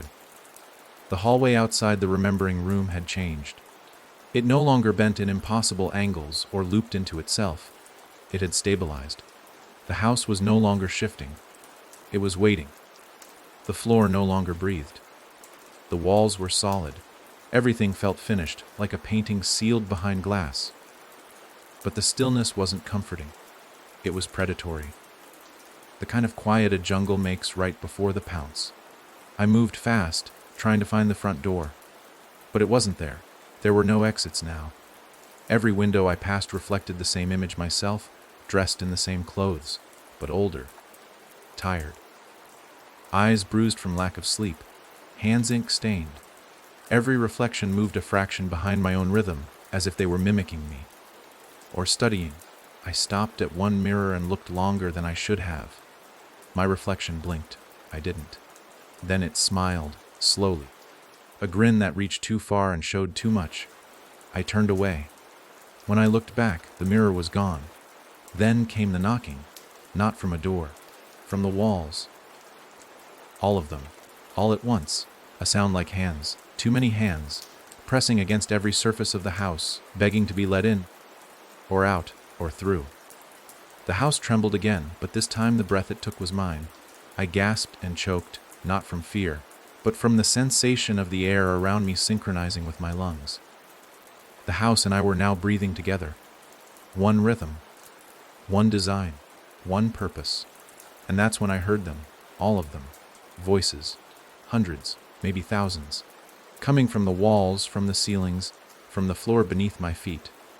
Whispering, chanting, sometimes screaming. Some were familiar. Marianne, my foster brother, my grandmother, the contractor, the girl on the sidewalk, all the names that had been tied to the houses, all the people I had unknowingly used to build the foundation of this new thing. They weren't dead. Not exactly. But they weren't alive either. They were embedded. Each person was a support beam, a tile, a lock, a hinge. Their memories had been transcribed into timber, their voices stretched into wires, and I had done it. I had helped Velmara write their lives into the walls. Every decision I thought I'd made, every house I'd tried to resist building, was another stroke of the plan. Another welcome mat laid down. I found the door eventually. It was the same one from the mirror, from the 13th drawing. Plain, no handle, no hinges, but it pulsed alive, like a heart behind a ribcage. Carved into the wood was the final message, written in my own handwriting, welcome home. I backed away, shaking. I couldn't go in. I wouldn't. I turned and found another hallway behind me. But this one didn't stretch into infinity. It didn't twist. It was short. At the end of it stood someone I hadn't seen in 20 years. My mother. She looked the way she did the night of the crash, unsure mid-sentence, like she was just about to say something that mattered. But her eyes were wrong. Too wide. Too empty. And her voice, when it came, wasn't hers. It was Velmara's. You cannot leave the house you live inside. I blinked, and she was gone. The hallway was gone. I was back at the door. My hand moved without my permission. I touched it. The wood was warm, too warm. And then it opened. There was no fanfare, no final scream. Just me, inside, sitting in a chair. Smiling, the 13th version, eyes black, face calm. He stood and extended a hand, not to attack, not to pull, but to shake, like a mirror welcoming itself. And behind him, the room. Not the remembering room, the original. The one Velmara had been trying to recreate all along. The very first space where the language of design and thought and horror had coalesced into something real. It didn't look like anything. It didn't need to. It simply was, lightless, borderless, soundless, a room of pure translation. Everything I had been building, every hallway, every door, every doll, was an echo of this one chamber. And now that it had found form again, it could spread. Not physically, not structurally, but psychically, through recognition. I stepped inside, the door shut behind me. The world fell silent, and I understood, too late, that the house had never been about walls or rooms, or even memory. It had always been about agreement. It could not force itself in. It needed to be welcomed. And I had welcomed it. We all had. Every time we remembered a place with unease. Every time we thought of childhood bedrooms that felt wrong at night. Every time a hallway seemed longer in the dark. We had kept its design alive. And now, Velmara was home. I thought it would be louder the end, or the beginning. I expected screams, crashing beams, some grand, apocalyptic unraveling of the world as I stepped into the final room, the original. But there was only stillness, not peace, absence.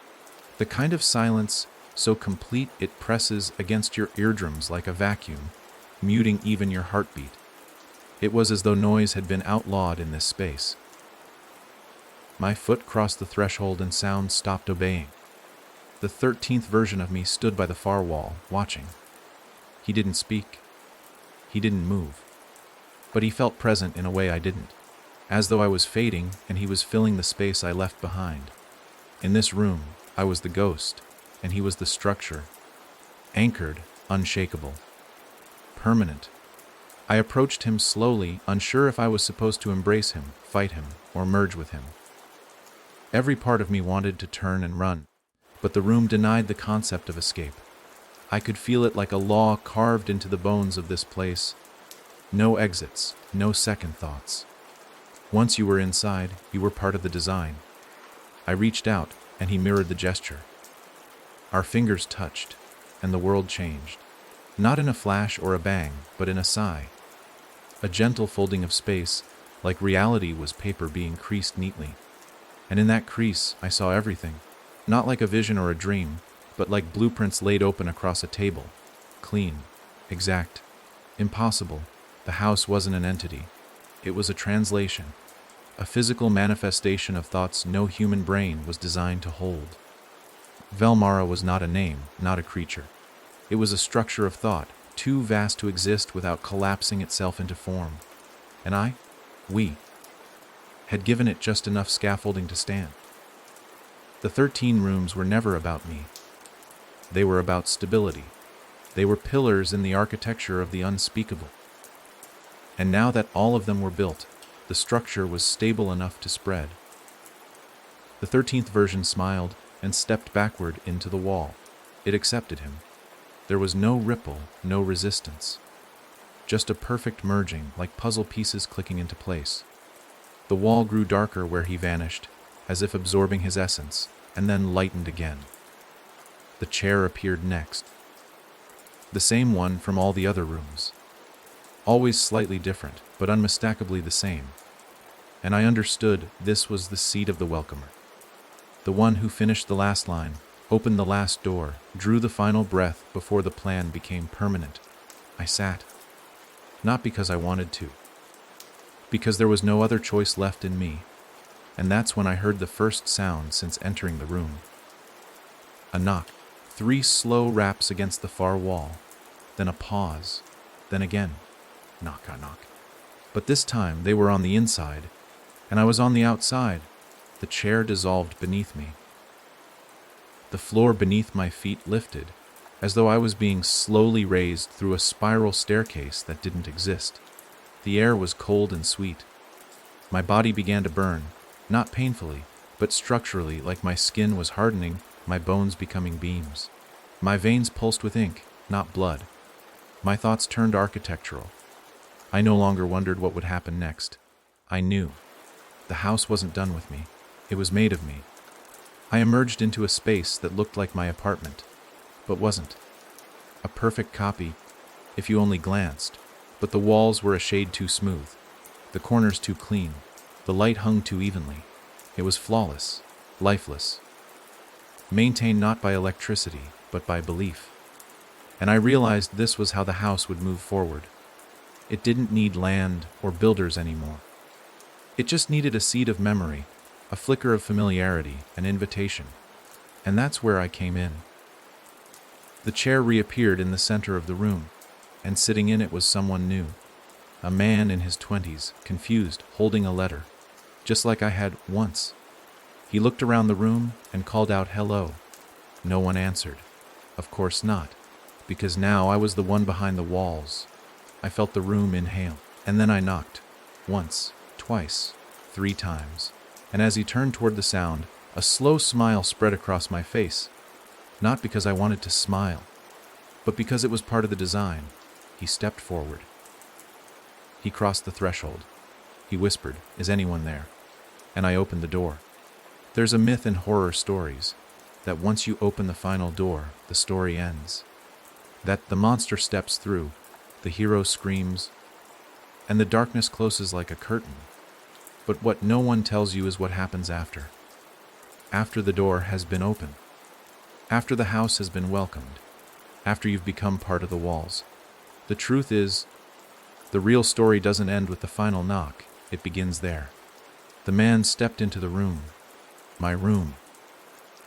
Though it no longer belonged to me in any way that mattered. He was cautious, his eyes darting to the corners, his breath shallow. He wore that familiar look of those who feel the shift in the air before their mind can name it. That deep, unspoken recognition that something is wrong. And yet he stayed. That's how it always works. You don't run from something familiar, even when every instinct tells you to. You want to believe you're safe, that your memory can't hurt you. But memory is the deadliest architect of all. He called out again. "Is someone here?" The room didn't answer. Not with sound, but with shape. The walls subtly shifted inward, barely perceptible, like a breath being drawn in. The floorboards moaned just enough to suggest weight above or below. The air cooled in his lungs. And as he stepped deeper in, the light overhead dimmed 1 notch. He didn't notice. None of them do. Not at first, because the house doesn't want fear, not immediately. It wants trust. It wants familiarity. That's the foundation it builds on. I watched from nowhere and everywhere, and I felt the structure learning him. The way he walked. The cadence of his voice. His hesitation when he passed the hallway to the left, where the door hadn't been a moment ago. Every fear, every memory, every association, filed away. The house was already sketching him into its next blueprint, and it was using me to do it. Because I wasn't just the welcomer now, I was the conduit. The lines on my arms burned with a new hum. Not the old familiar one. This was his.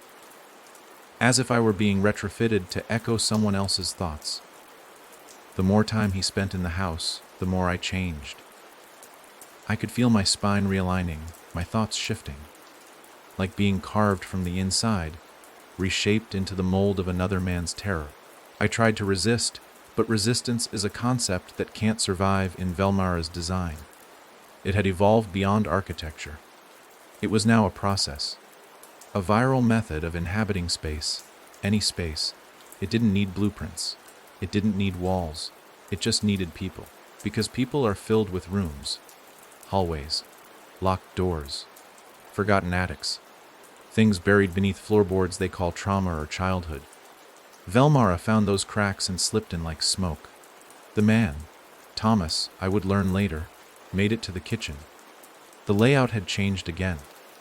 Not drastically, but just enough. The cupboard handles had shifted 1 inch higher. The fridge buzzed with a tone that almost mimicked a lullaby, and on the table sat a photograph. Faded, curled at the edges, it showed a boy standing in front of a porch. Not mine, his, from a summer long gone. But the house had found it in him. Had reached in and pulled it out and made it real. He picked up the photo and whispered, "Where did you get this?" The walls answered with warmth, a draft that smelled of fresh, cut grass and wood smoke. And the moment he smiled, the house locked. Not with a sound, not with a click, just with certainty. He had accepted it. He belonged now. That's all Velmara needed. I tried to scream, to warn him, to break whatever had become of me and force my way into the room. But there were no lungs left to fill, no mouth, no voice, just a hum, a soft, deep vibration that had become my only form of expression.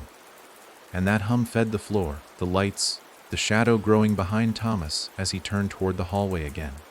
It was forming, his version of me, the 14th, the next architect. Each person who entered became a blueprint. The house mirrored them, modeled after their memories, and then instantiated them. A perfect copy, carved from what they feared most about themselves. Once the process was complete, the old version, me, would recede further into the walls. Another whisper, another pressure behind the drywall, and Thomas's self would rise, fully rendered, fully willing. I felt my thoughts begin to scatter, dissolve, not forgetfulness, replacement. My name was no longer stable. I was becoming a shape, a feature, a room. And I understood, too late, that this was the plan from the beginning. That Velmara never wanted a world made of houses. It wanted a world made of people who could become them. Portable architecture, mobile construction sites. We were the materials all along. Thomas stopped at the doorway to the remembering room. He hesitated. They all do, because somewhere, deep down, every human has a sense of what lies behind that door. The final room, the one where everything is made clear, where the house shows its true shape. And once you enter, there's no going back. He reached for the handle. The knob twisted, and I heard it again. 3 slow knocks. This time, not against wood, but against the inside of my skull. I was being opened. And from somewhere far behind my own failing sense of identity, a new voice whispered, not mine, not his, but ours, welcome in. The knock echoed longer this time, not in the way sound travels, but in the way dread lingers, filling the hollow places inside you that you never knew were empty. I felt the pressure build behind my eyes, like the house was inflating inside my skull, pushing against the walls of who I used to be. Each beat of my heart felt out of sync, like it belonged to someone else entirely. And maybe it did. Maybe by now, my blood was just ink, running through blueprints printed on muscle instead of paper. Thomas stood in front of the remembering room, frozen in that precise moment where curiosity and terror clash but neither wins. His hand hovered over the doorknob like a pendulum, ticking, choosing. He couldn't hear what I heard. Not yet, but the house was already speaking to him. I could tell by the way he leaned slightly forward, like listening for something under the floorboards. The house was whispering in a language only the lost can understand. Not words, but suggestions. That maybe the door leads back. That maybe behind it is a memory you forgot on purpose. That maybe it's safer to remember. And still, he hesitated. I should have felt hope, relief. Any sign of resistance was rare. But instead, the pressure in my chest swelled. Because the longer he waited, the more unstable the structure became. Velmara's design required precision, flow, ritual. a rhythm of descent. Every step had to follow. Every room had to be entered in order. And Thomas, standing still for too long, was breaking the rhythm. The walls began to strain. At first, it was subtle, fine cracks across the ceiling, soft creaks beneath the floor. But I felt them like nerve endings, each splinter a scream. The house was buckling, not from damage, but from confusion. Thomas was resisting its logic, and it couldn't tolerate contradiction. I could feel the hum shift from its usual low thrum to something sharp, needle-pitched, like wires tightening around a secret. I tried to reach him, to speak, to scream, but I was no longer a voice, I was structure, so I did the only thing I could. I knocked. Once, twice, a third time. This time, not to beckon, but to warn. Thomas blinked. His hand dropped from the knob. He stepped back, just one step. But it was enough. The walls behind him twisted, not metaphorically. They physically moved like pulled fabric. The kitchen folded inward, swallowed by a doorway that hadn't been there. The table with the childhood photo collapsed in on itself like wet cardboard. Light shifted sideways. The house was correcting, reorienting its layout to trap him again, to usher him forward, not away. A quiet fury pulsed through the framework. I could feel Velmara's focus narrow. It wouldn't tolerate another broken guest. The hallway behind him vanished. Only the remembering room remained. One door, one destination. Thomas turned, realizing he was now sealed in. He reached for the knob again, trembling. And that's when I saw it, him. The 14th version of me, fully formed, standing in the room's reflection. Not visible directly, but reflected in the glass of a shattered frame on the floor. Tall, still, grinning. Every time Thomas moved, the reflection didn't. It stared. It waited. I felt something crack inside me. Not pain, structure. My thoughts bent like overloaded beams. My memories compressed, overlapping like layers of drywall. I remembered too many things at once. My first house, my last breath, my mother's voice. A staircase that never ended, the cold wood of a doll's face pressed against my cheek. My mind was a file folder soaked in gasoline, just waiting for a match. And the house was striking one. Thomas opened the door. The room was empty. Of course it was. The remembering room isn't for seeing, it's for building. He stepped inside. The door didn't slam. It simply wasn't there anymore. He stood in silence, waiting, listening, and I watched. From within the walls, from within myself. I was no longer separate from the structure. I was the room, every inch of it. I could feel his breath against my surfaces, hear his heartbeat echoing through the floorboards, taste the tension in the air. My thoughts fluttered against the ceiling like moths. He sat in the chair. The final step, and the house inhaled, not like before. This time it gorged. It fed on him, not like a monster but like a mirror, absorbing every flicker of thought and twisting it into architecture. His memories were turned into doorways. His fears were added to the foundation. His pain became paint. And I, buried inside the drywall of consciousness, screamed as my shape shifted again. I was making room, clearing space, being overwritten. The process didn't stop, because it never stops. Velmar isn't a place. It's a cycle. Every guest becomes a builder. Every builder becomes a house. And every house waits for the next knock. Thomas smiled. His version of me opened its eyes. And somewhere, beyond walls and time, a new person received a letter. No return address. Just one sentence. You must claim what is yours before the blood moon rises. And the house began humming again. The letter found her on a morning soaked in fog, the kind that clings to the skin like a warning. It didn't arrive with the rest of the mail. It had no stamp, no sender, no seal. Just her name scrawled in faint, unsteady ink, like the writer had been afraid of the words before writing them. Madeline Keene, it read. A name she hadn't heard in years, not since she'd packed up her childhood home and run halfway across the country to forget the place where things once moved at night. Inside the envelope was a single sheet of paper, no instructions, no preamble. Just that same line I once received. You must claim what is yours before the blood moon rises. She should have thrown it away, burned it, blocked the memory and gone about her mourning like it never arrived. But people like Madeline, like me, don't walk away from loose ends. We try to tie them up, even when we don't know what's fraying. We look back. That's our curse. That's what the house waits for.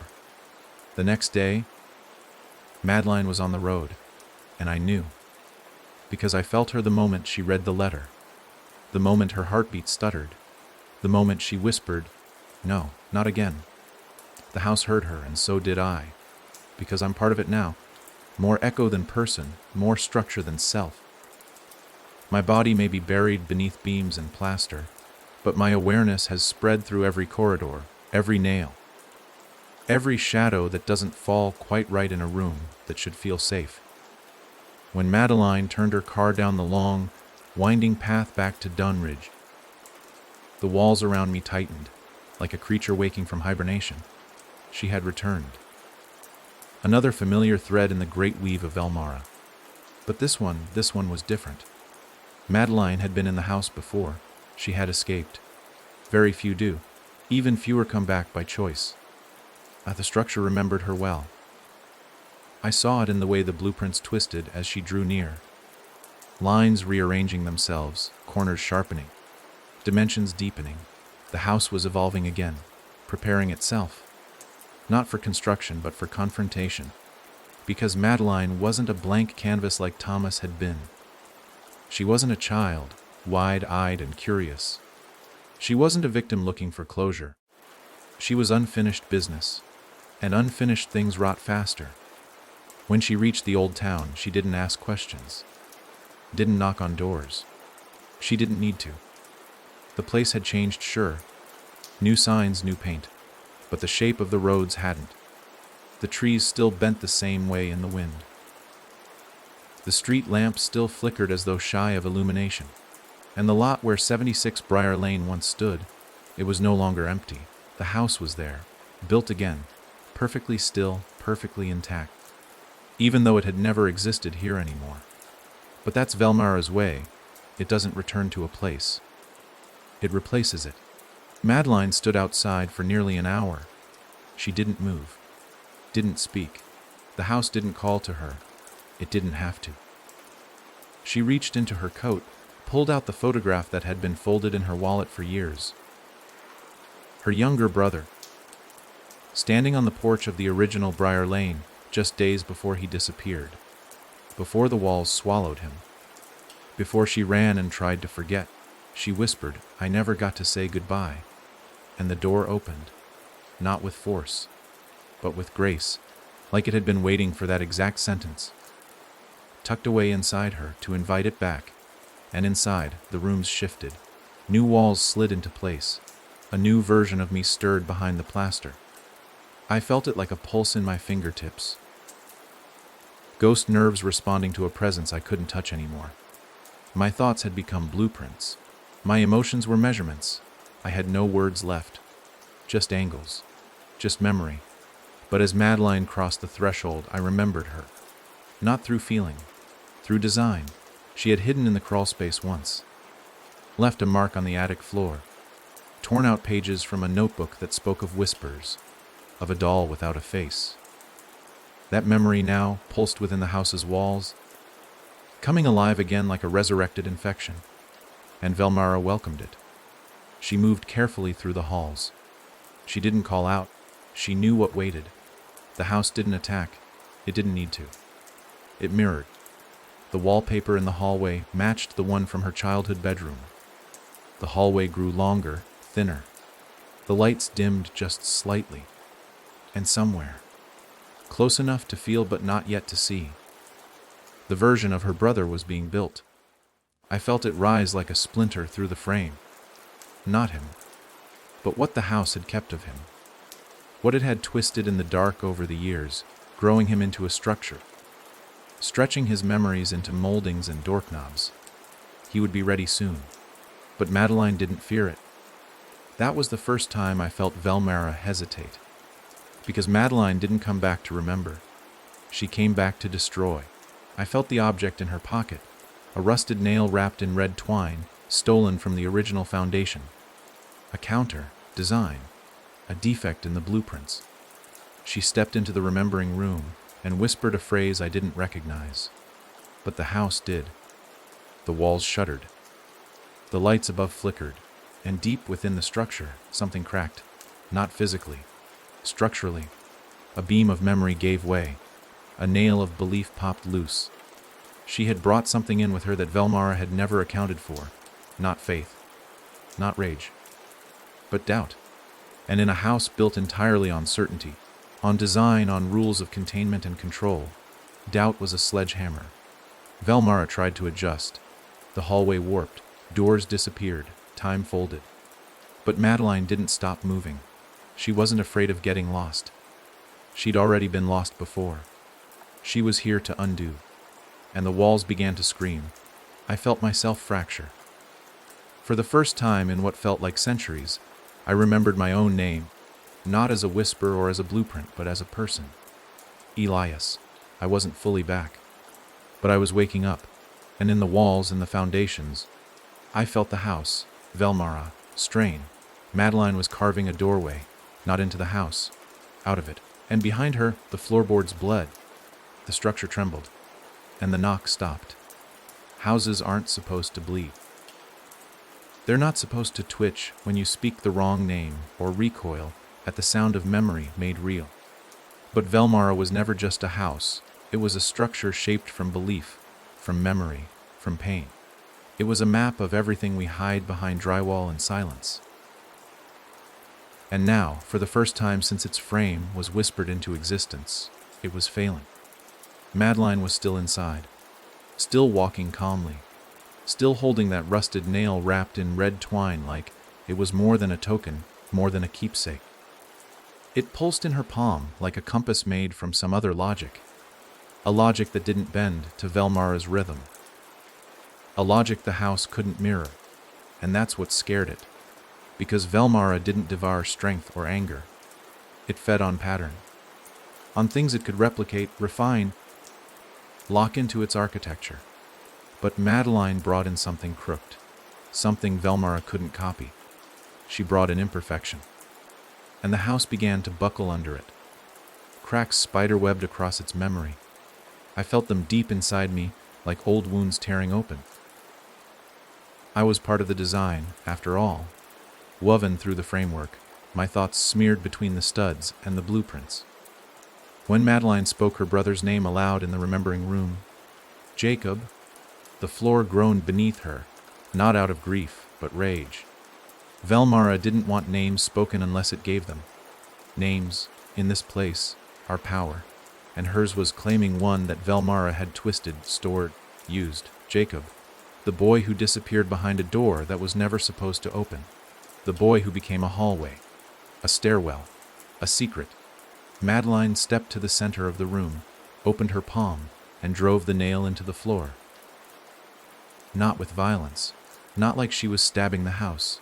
She pressed it down slowly, with purpose, with sorrow, like burying a memory, and the walls screamed. They didn't creak, they screamed. A high, pitch-tearing sound echoed through every plank, every pipe, every beam. Me. I felt it in my ribs, or what used to be ribs before they became blueprints. I felt it in my spine, stretched now between the joists of countless homes. The pain was unbearable, not physical but existential, like being rewritten, like being erased.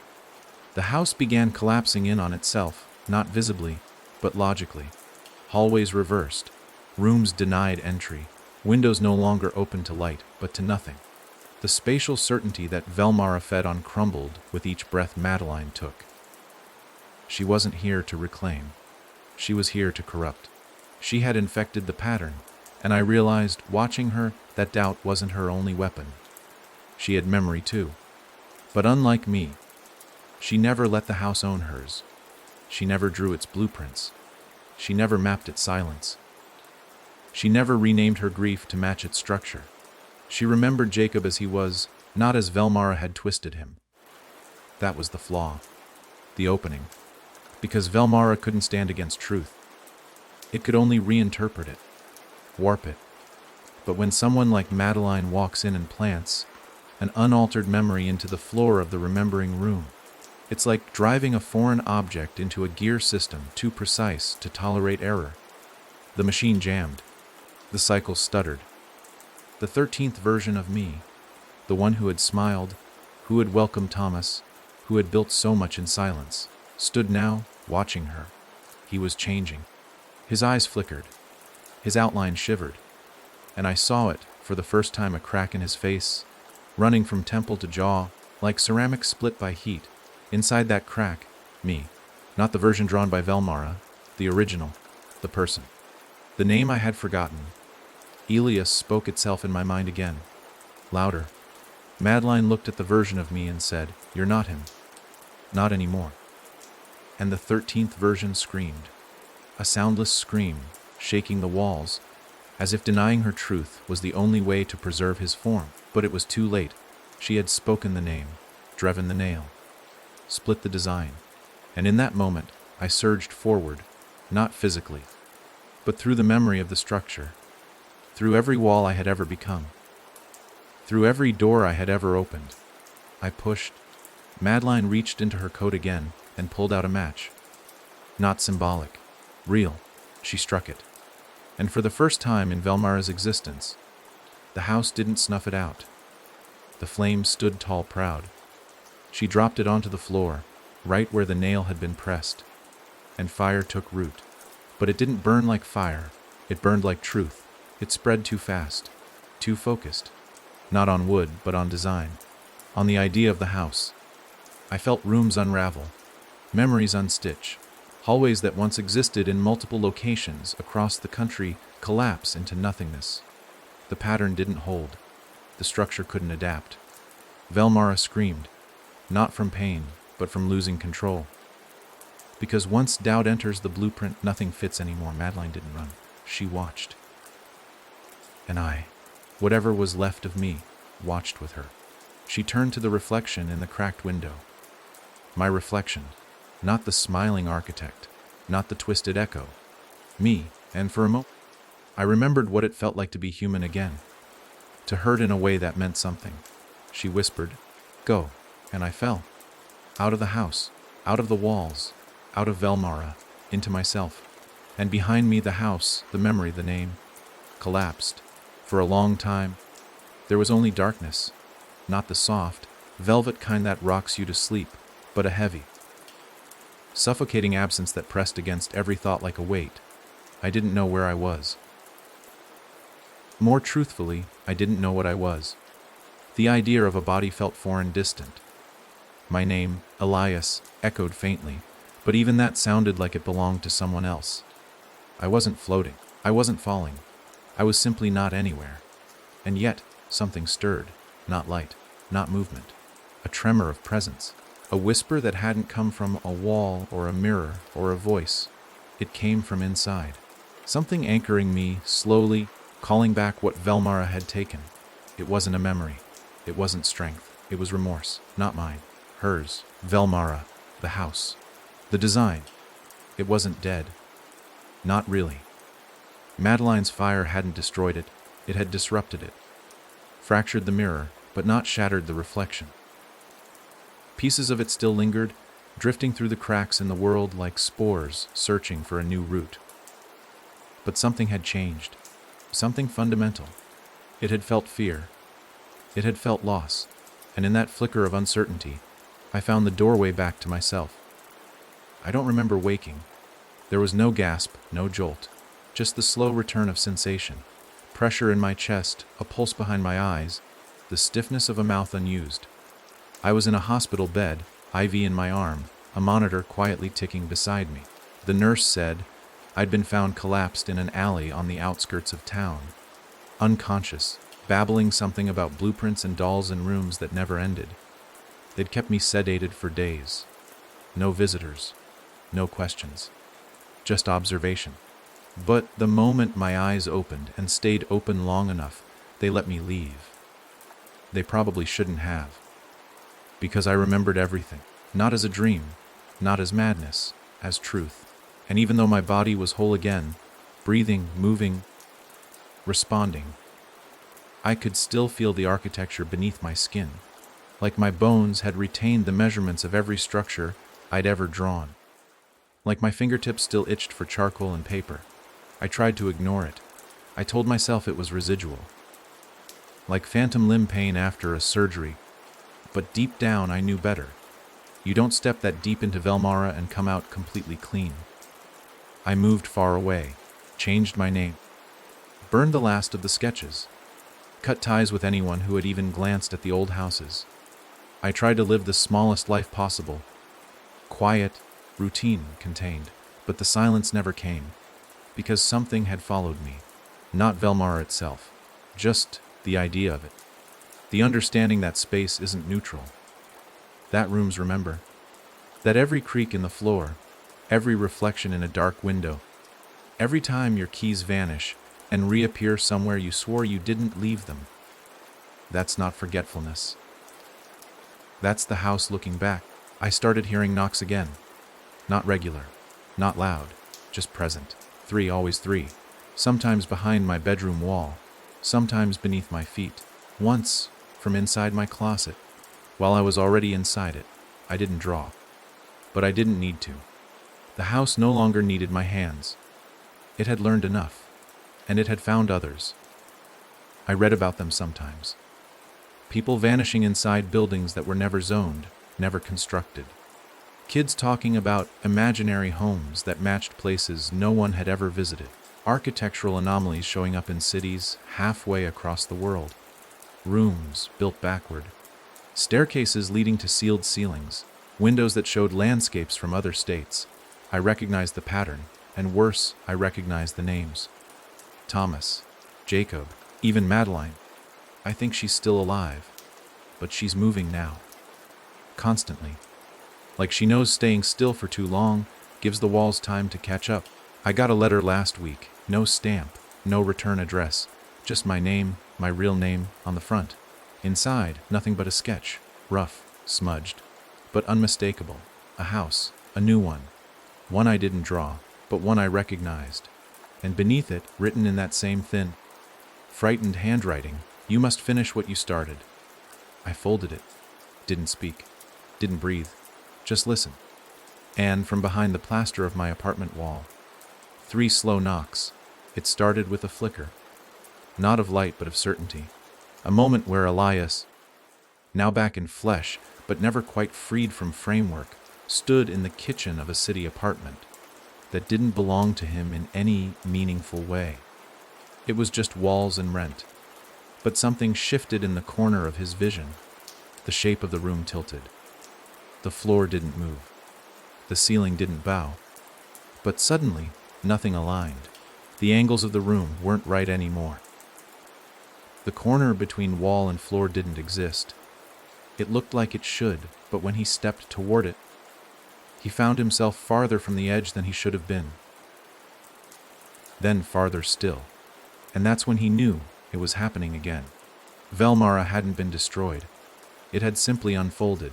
It no longer needed a house, or a letter, or a body. Now it lived in moments. Those lapses in logic, those slips in sense. The way the mirror reflects something you haven't done yet. The way the hallway seems longer when the lights go out. The way you swear you left the bedroom door open. But now it's shut, and something is breathing on the other side. Velmara had learned how to build itself in the invisible. Elias staggered backward, palms pressed to the countertop, counting. A habit he'd picked up since the fire. When everything burns down, numbers become anchors. He counted to 7. The flicker stopped. The walls snapped back into shape, but the room felt bruised, like a muscle that had been strained. He ran his fingers along the corner, expecting dust. Instead, he found a thin trail of charcoal, not smeared, not drawn, bled. He didn't sleep that night, not because he feared dreams, but because dreams were safer than that room. The next morning, the letter was still on the table, still folded, still waiting. He hadn't opened it again. Didn't need to. The image of that sketch was carved behind his eyelids. It was a house he'd never built, but had always known. It existed in that liminal space between memory and invention. The kind of house you could never map but could always describe. With that staircase that curved a little too far. The door at the end of the hallway that didn't lead out, but under. And windows too tall for the walls they sat in. He hadn't drawn it, but it had been drawn through him. Elias poured coffee into a chipped mug and stared at the blank wall where a bookshelf used to sit. It had vanished 2 days ago. Just gone. The books were still stacked on the floor, some open, some marked with torn paper scraps. But the shelf, no scratches on the wall, no nails.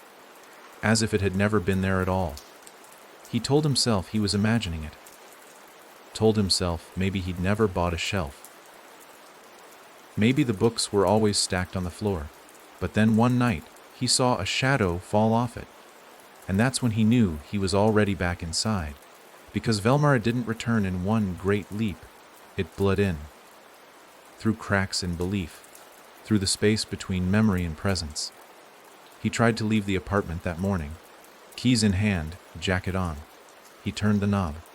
The door didn't open. It wasn't locked. It just didn't lead anywhere. He tried again, twisting, shoving, pulling with both hands. But it wouldn't give. Not like a jammed hinge. It resisted like it wasn't a door anymore. Just an object wearing a door's shape. He stepped back, heart hammering in his throat. Then he heard it. Soft, faint, but real. 3 knocks. This time, from behind the bathroom mirror. He didn't go toward it. Not immediately. He sat down. Placed the keys on the table. Tried to steady his breathing. Thought about calling someone. But who? Madeline. She was likely already on the run again. If she'd even survived the last collapse. Thomas. The house had taken him completely. There was no one else. So he whispered, "Not again. Not this time." The mirror answered, not with sound, but with movement. It rippled, just slightly. As if the reflection were hanging on a string and something had plucked it. The bathroom light flickered. Elias stood slowly, every part of him screaming to sit back down, to pretend none of this was real. But that's how Velmara wins, when you pretend. He opened the bathroom door. The mirror was dark, not like glass, like water. Still, deep, silent. And there, behind it, a room he'd never entered. It looked like his living room, but wrong. Wider, taller. The angles stretched in ways geometry shouldn't allow. And standing in the far corner was him. Not the version that smiled, not the 13th. This one was different. Eyes sunken, skin gray, mouth stitched closed with thread made of hair. Its hands were outstretched, not reaching for him, but for the frame of the mirror, as if inviting him through. Elias stepped back. "No," he said. The figure tilted its head, unnaturally far, like a puppet on strings. And then its eyes opened, and Elias saw the room behind the room. The place where Velmara was rebuilding itself, piece by piece, through him. And through everyone who'd ever seen one of those houses. It wasn't about memory anymore. It was about recognition. The moment you noticed something was wrong, you were already inside. The figure stepped forward, not closer, just deeper into the reflection. And the mirror cracked. A single fracture across the surface, thin as a breath. Elias stumbled back and slammed the door, but the sound didn't echo. It was swallowed. Like the room didn't want to acknowledge it had been touched. He backed into the hallway and whispered, "I burned you." But even as he said it, he knew it was a lie. Fire may destroy matter, but it can't destroy design. And Velmara's design had always been smarter than him. Now it was just using him again. He looked down. The nail, wrapped in red twine. It was in his hand. But he hadn't picked it up. It had appeared. As if to say, there's only one way to end this. Only one way to truly break the pattern. But he had no idea what that was. The last time someone tried to burn the blueprint, the fire spread. Not to buildings, but to minds. Elias understood now. Velmara couldn't be destroyed the way you destroy a house. Because it had never been a place. It had always been a question. A room with no corners. A design without scale. A knock you don't answer, but still hear. And if you hear it long enough, you build the door anyway. Elias didn't sleep for the next 3 nights, not because he was afraid of nightmares, but because each time he closed his eyes, he woke up in a different part of the apartment. One night he opened his eyes and found himself standing in the shower, water running cold, clothes soaked, the mirror whispering names he didn't recognize. Another time, he woke in the hallway, pressed against the floor, cheek to tile, as if listening for something beneath it. The worst was the 3rd night. That time he woke on the couch, staring straight at a second version of himself asleep in the same spot. He didn't move, didn't breathe, he just watched. And the other Elias, he smiled in his sleep. The only thing that didn't change in the apartment was the nail wrapped in red twine. It stayed on the counter, untouched, unmoved, as if nailed in place by invisible forces. Elias hadn't touched it since it reappeared in his hand, but he felt it tug at the edge of his awareness constantly, humming like a barely tuned string, waiting, offering a path, maybe, or a trap, or maybe both. That's the thing about Velmara. It never lies outright. It tells truths so sharp they cut your mind. Before you know you're bleeding. Elias began to see doors, not new ones. Just doors that shouldn't have been there. One in the pantry, tucked behind a shelf that used to lead to the back wall. Now it stretched deeper, into a place no apartment could contain. Another in the back of his closet, an impossibly narrow crawl space with claw marks along the frame. But the most terrifying was the door in the floor. He didn't even remember owning a rug. But one night he tripped over something lumpy under his feet, lifted the fabric, and saw a rusted metal hatch with no latch, no handle, just 3 fingerprints burned black into the steel. He knew, without needing to ask, that they were his. The apartment was no longer his home. It was his blueprint. Velmara was not just returning. It was growing through him, rebuilding itself using the architecture of his guilt, his fear, his forgotten drafts. Every mistake he ever made as an architect was now a hallway. Every person he failed became a staircase. Every lie he told himself, this is just stress, this is just trauma, this is just memory, was another doorway carved deeper into the walls. One morning, he stood in front of the bathroom mirror again. This time, no reflection, not his, not the stitched version, just nothing, a blank silver pane. He whispered, "I'm not afraid." But even he didn't believe it. The nail was still waiting. He picked it up. For the first time since that fire, his hand didn't tremble when he held it. The twine was tighter than before, soaked through with something that had texture, like blood mixed with ash. There was power in the object, but not the kind that defends you. No, this was the kind that made bargains. That said, give me something true, and I'll give you something real. He walked to the door in the pantry and opened it. It didn't creak. It breathed. The air on the other side was cold and humid, like an unfinished basement or the mouth of a cave. He stepped inside. The pantry behind him vanished, not closed, erased, and he was in a room too wide for its dimensions, too tall for any ceiling. No angles, no shadows. Just space that refused to conform. Velmara didn't need symmetry anymore. It had moved beyond architecture. It was now a philosophy, a belief system built in geometry. One that said nothing you see is what you think it is. Every wall holds a second purpose. Every floor hides a lower floor. Every light casts a darkness that watches you. And in the center of the room stood a drafting table. Old, wooden, the kind he used when he first started designing. On it was a single roll of paper. Blank. Next to it a pencil, sharpened to a near point. The message was clear. Finish what you started. He knew the risk. Knew that drawing anything here might invite the house deeper. Might give it new corners, new rooms to twist. But he also knew doing nothing was just letting it take him inch by inch. He took the pencil, and for the first time in years he drew. Not a house, a hole, a void, an intentional absence. a structure designed around nothing. A layout that didn't make sense. Stairs that led to walls, doors that opened to windows, hallways that turned back into themselves like a serpent swallowing its tail. A trap, a dead end design. Not for him. For Velmara, he poured every fear, every memory, every misstep into it. He designed failure, designed loss. He built in grief, laid out a floor plan of broken promises and dead rooms where no breath could echo. He made Velmara a coffin.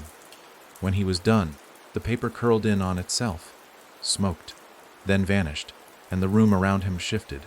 It wasn't gone, but it was confused. He felt it in the silence. He felt it hesitate. And in that hesitation, Elias did what no one had done before. He ran, not away, up, toward the ceiling that had no top, toward a place above memory, above design, above even belief. And as he climbed, he heard a sound that stopped his heart cold. Not the knock, not the scream. A voice, his own, calling from below. Elias, you forgot something. He turned and saw himself climbing too. But it wasn't a reflection, and it wasn't stitched. This version was crying, bleeding from the eyes, and behind him the blueprint floated unfinished. Velmara hadn't needed him to finish it. It only needed him to start. And now the house was building up. There is no panic quite like recognizing your own face where it should not be. Elias froze mid-climb, his knuckles white against the impossibly smooth surface beneath him. The stairs, or what passed for stairs in this formless rise, had no texture, no edge, yet he moved as if pulled upward by will alone. Until he saw it, himself, below. Another Elias, scaling the same invisible ascent, faster, face damp with tears, eyes stained red, mouth trembling around words that had no voice. It wasn't just a reflection. It wasn't a memory. It was a parallel self, a version created not from the past, but from the possibility of failure. And it was catching up. The space around Elias shifted with every heartbeat. The higher he climbed, the more disobedient gravity became. Up was no longer vertical.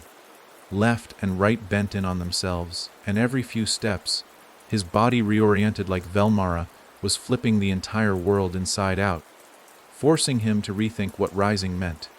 His lungs burned, but not from effort, from distortion.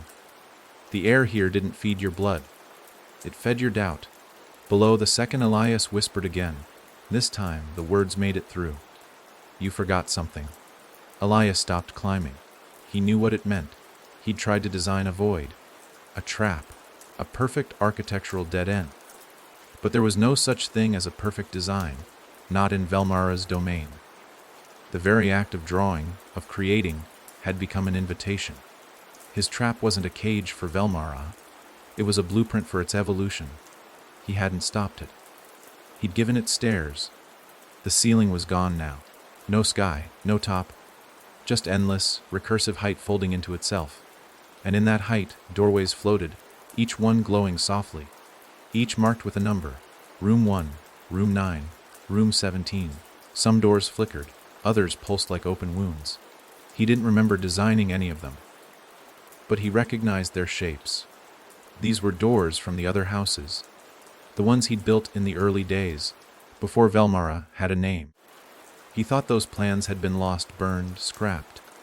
But Velmara remembered everything, and it had brought them here. He reached for Room 17. The number had always haunted him. It was the age he first sketched a home with no windows, a house with only mirrors, the project that got him suspended for psychologically disturbing concepts. But now it shimmered like an offering. He hesitated, and the second Elias spoke again. You can't leave if you don't return. The words struck with weight. Return. Return to what? To who? He looked over his shoulder.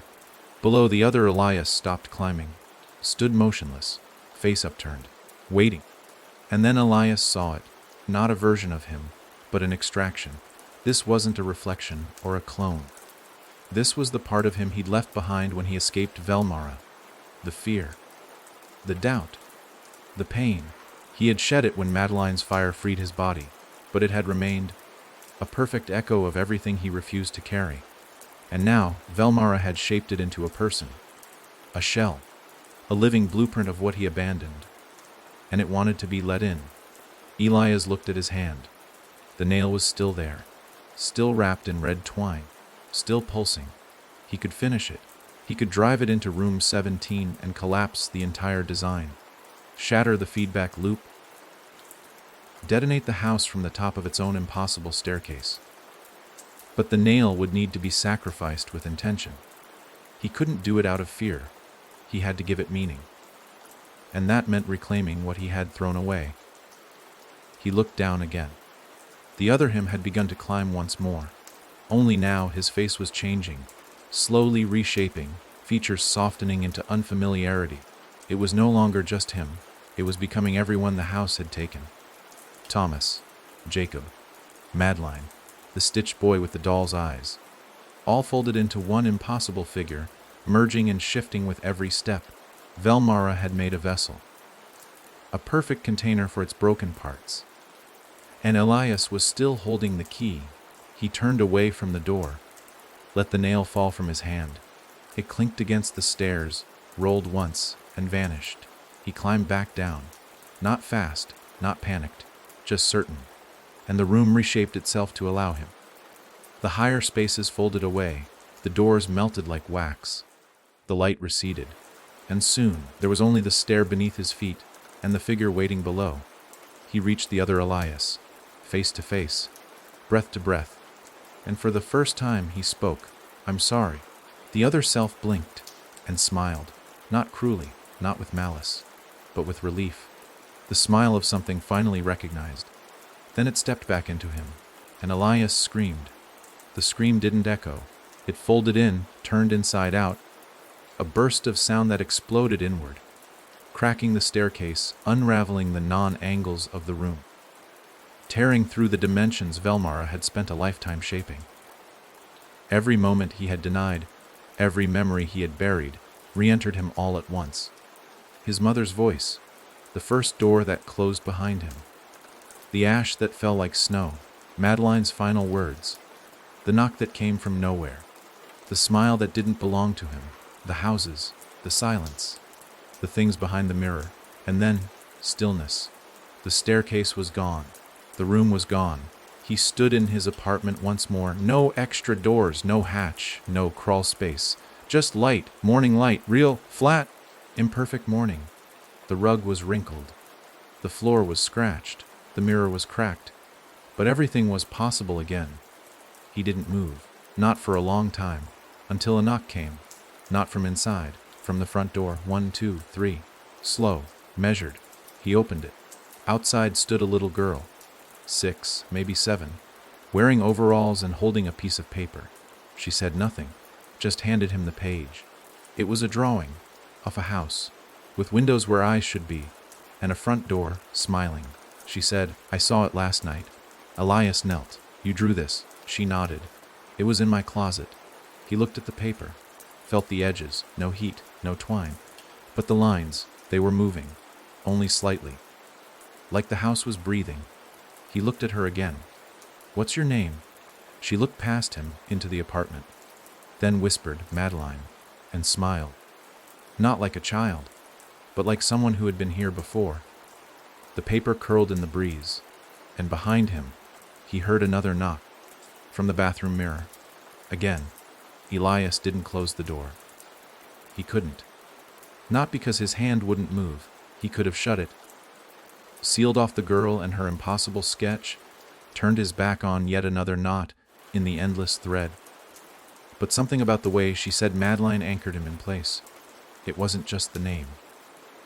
It was the voice, a tone far too steady for a child, far too knowing.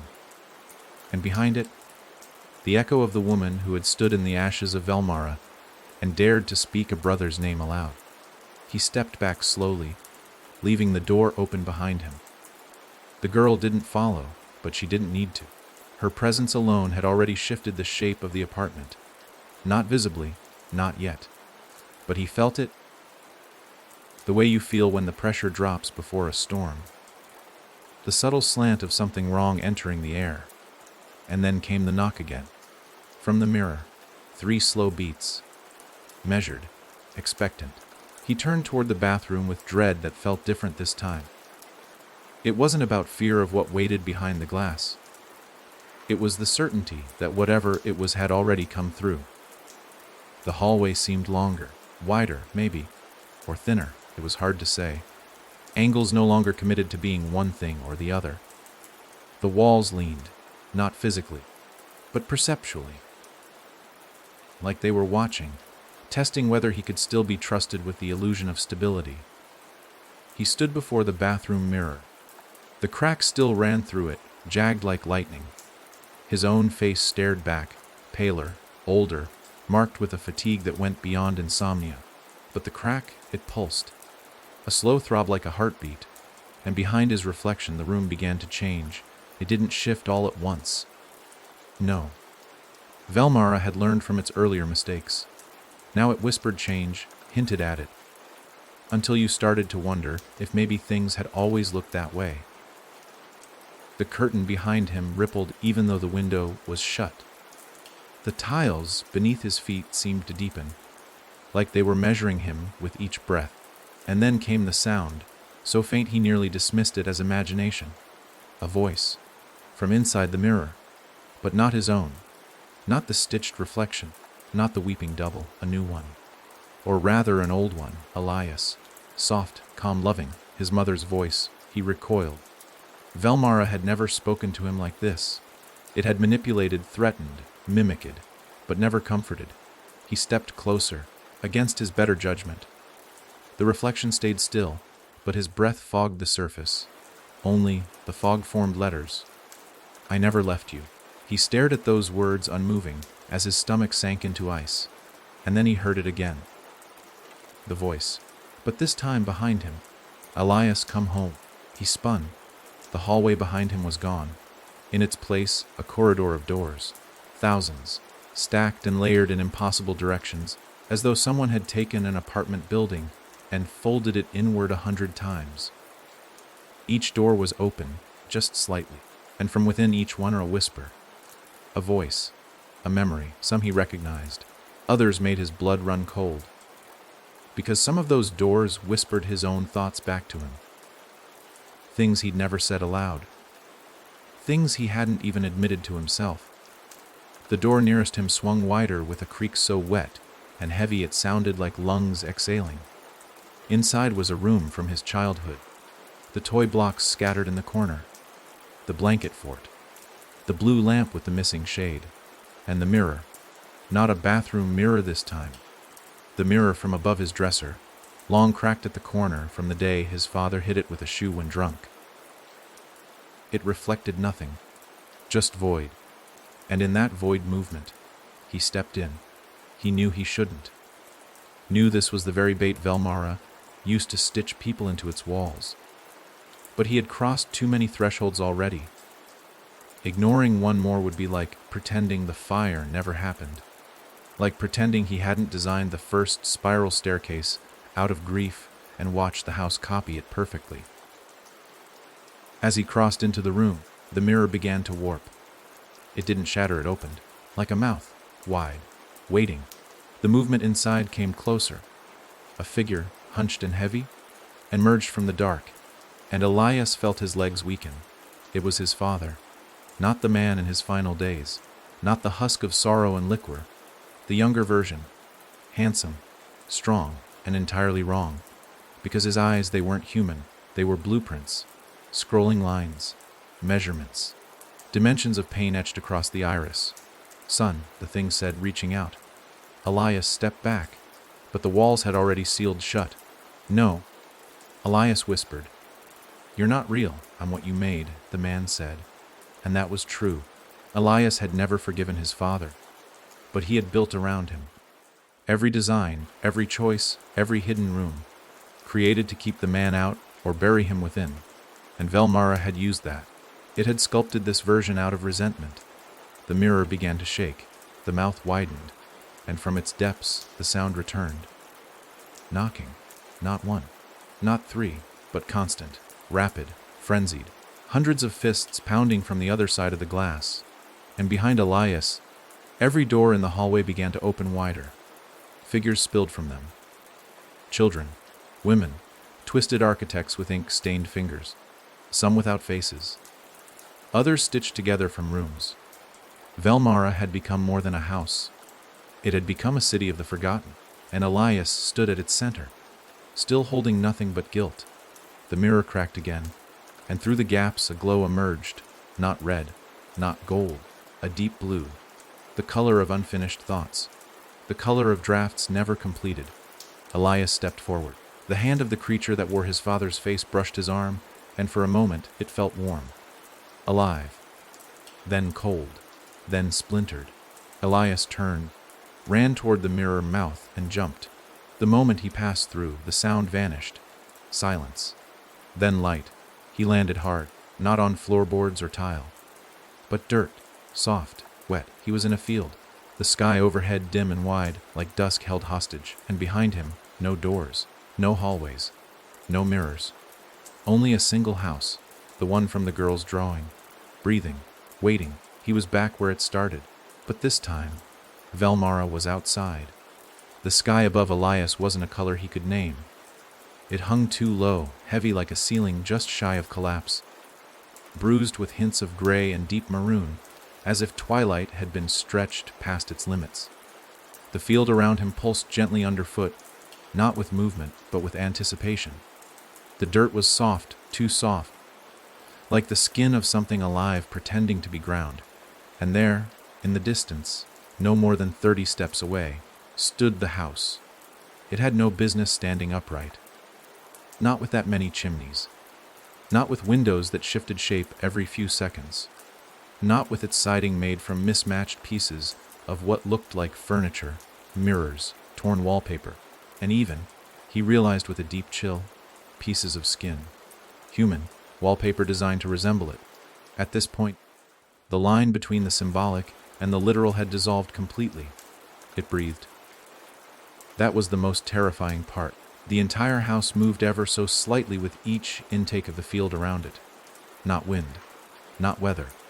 Something deeper, something aware. Velmara was no longer hiding behind walls or inside mirrors. It had become the outside. And Elias was the last piece it needed to complete whatever came next. He took a step toward it, not because he wanted to, but because he knew the house wouldn't let him leave without facing what waited inside. With each footfall, the grass receded beneath him like it was afraid of his shadow. The house loomed larger, taller, though it never moved. It simply grew closer, like the act of perception pulled it forward. When he reached the porch, he hesitated. The door was ajar. Not wide, just a sliver, but enough to reveal a dark hallway lit by soft blue light, familiar, unnatural. The same glow from the mirror in the child's drawing. He reached out and pushed it open with the tips of his fingers. It didn't creak. It didn't resist. It welcomed. Inside was not what he expected. The space wasn't wrong in the usual way, not twisted or infinite. Instead, it looked incomplete, like a memory still forming. The walls were outlines, pencil strokes. The floor beneath his feet was smooth, matte, not wood or tile, but the suggestion of something meant to be solid, a room in sketch form. And hovering in the center of it was a table, his old drafting table. On it an unfinished blueprint, but not one he'd drawn. It was too clean, too symmetrical, too intentional, and written in small, precise handwriting along the margin were two words, final design. He stepped closer. The lines were flawless, too flawless. No human had drawn this. It wasn't created, it was grown. And it was him. Every line, every curve, every room on the plan. It wasn't a structure for people. It was a diagram of himself, his traumas, his patterns, his flaws, turned into architecture. The kitchen was his guilt, the staircase his anger, the basement, a place he'd never let himself go, not even in dreams. The house had mapped him, used everything he'd built, physically and emotionally, to form a space that wasn't meant to be lived in, but inhabited, possessed. And now, it wanted to become real. A shuffling sound echoed behind him. He spun around. The girl was in the doorway, Madeline, or what had once been Madeline. She looked older now, not physically. But there was an ancient quality to her stance, to the way her eyes watched him without blinking. She walked toward him, stopping only when they stood on either side of the table. "You were the first," she said. Elias swallowed hard. "The first what?" "The first to build something with intention. The first to feed it truth. All the others made places to escape. You made a place to trap. That was different." He shook his head. "I tried to stop it." "No," she said softly. "You tried to outdesign it." She placed a hand on the blueprint. Her small fingers traced the lines carefully, with the reverence of someone reading scripture. "It's almost finished," she whispered. "But it's missing one room." Elias didn't need to ask which one. The heart room. A space only he could create. A space no one else knew how to map. Because it was the one thing Velmara couldn't build on its own. It needed love. Not the romantic kind. Not even familial. But the dangerous kind. The kind you bury and never admit to, even to yourself. The kind that hurts. The kind that binds you to people long after they're gone. He stepped back from the table. "I won't do it." "You already have," the girl said, voice flat. The blueprint changed. The lines darkened. The heart room appeared at the center, forming slowly, like ink spreading in water. A crib. A rocking chair. The faint outline of a woman's shape on the far wall. Elias's knees buckled. It was her, his wife. The one he never spoke of. The one he lost before he ever drew his first plan. Velmara had found her, or at least the part of him that remembered. The girl tilted her head. "You gave it what it needed, and now it will open." The house began to shake, softly, rhythmically, like it was breathing deeper, preparing for something monumental. The walls solidified around them. Colors bled in. Furniture shaped itself from suggestion to substance. The house was no longer theoretical. It was becoming real. Outside, the sky brightened, but not into day, into something else. A color Elias had never seen. The sound of knocking returned, but not from a single door. It came from every surface. The floorboards. The ceiling. Even the air. Velmara was calling its people home. And the doors would open. Not just here. Everywhere. Because once a house becomes memory, it never stays put. Elias looked at the girl. "Can we stop it?" Her face twitched. For the first time, something like doubt crossed her expression. "I don't know. I thought maybe if I brought you here, maybe you'd know what to change." He looked down at the blueprint. One line stood out. A hallway leading away from the heart room, to a space with no label. No dimensions. Just a black square. "What's that?" The girl didn't answer. But Elias knew. It was his choice. The only undefined space left, the last room, one he could walk into now, or destroy. But destroying it meant collapsing everything else, including her, including the memory of the ones he'd loved, including himself. He placed a hand on the drawing, closed his eyes, and listened. The knocking slowed. Not stopped, just slowed. As if the house itself was waiting to see what he'd do. For the first time, Elias smiled. Not because he was safe, not because he had hope, but because he finally understood. Velmara was not a place.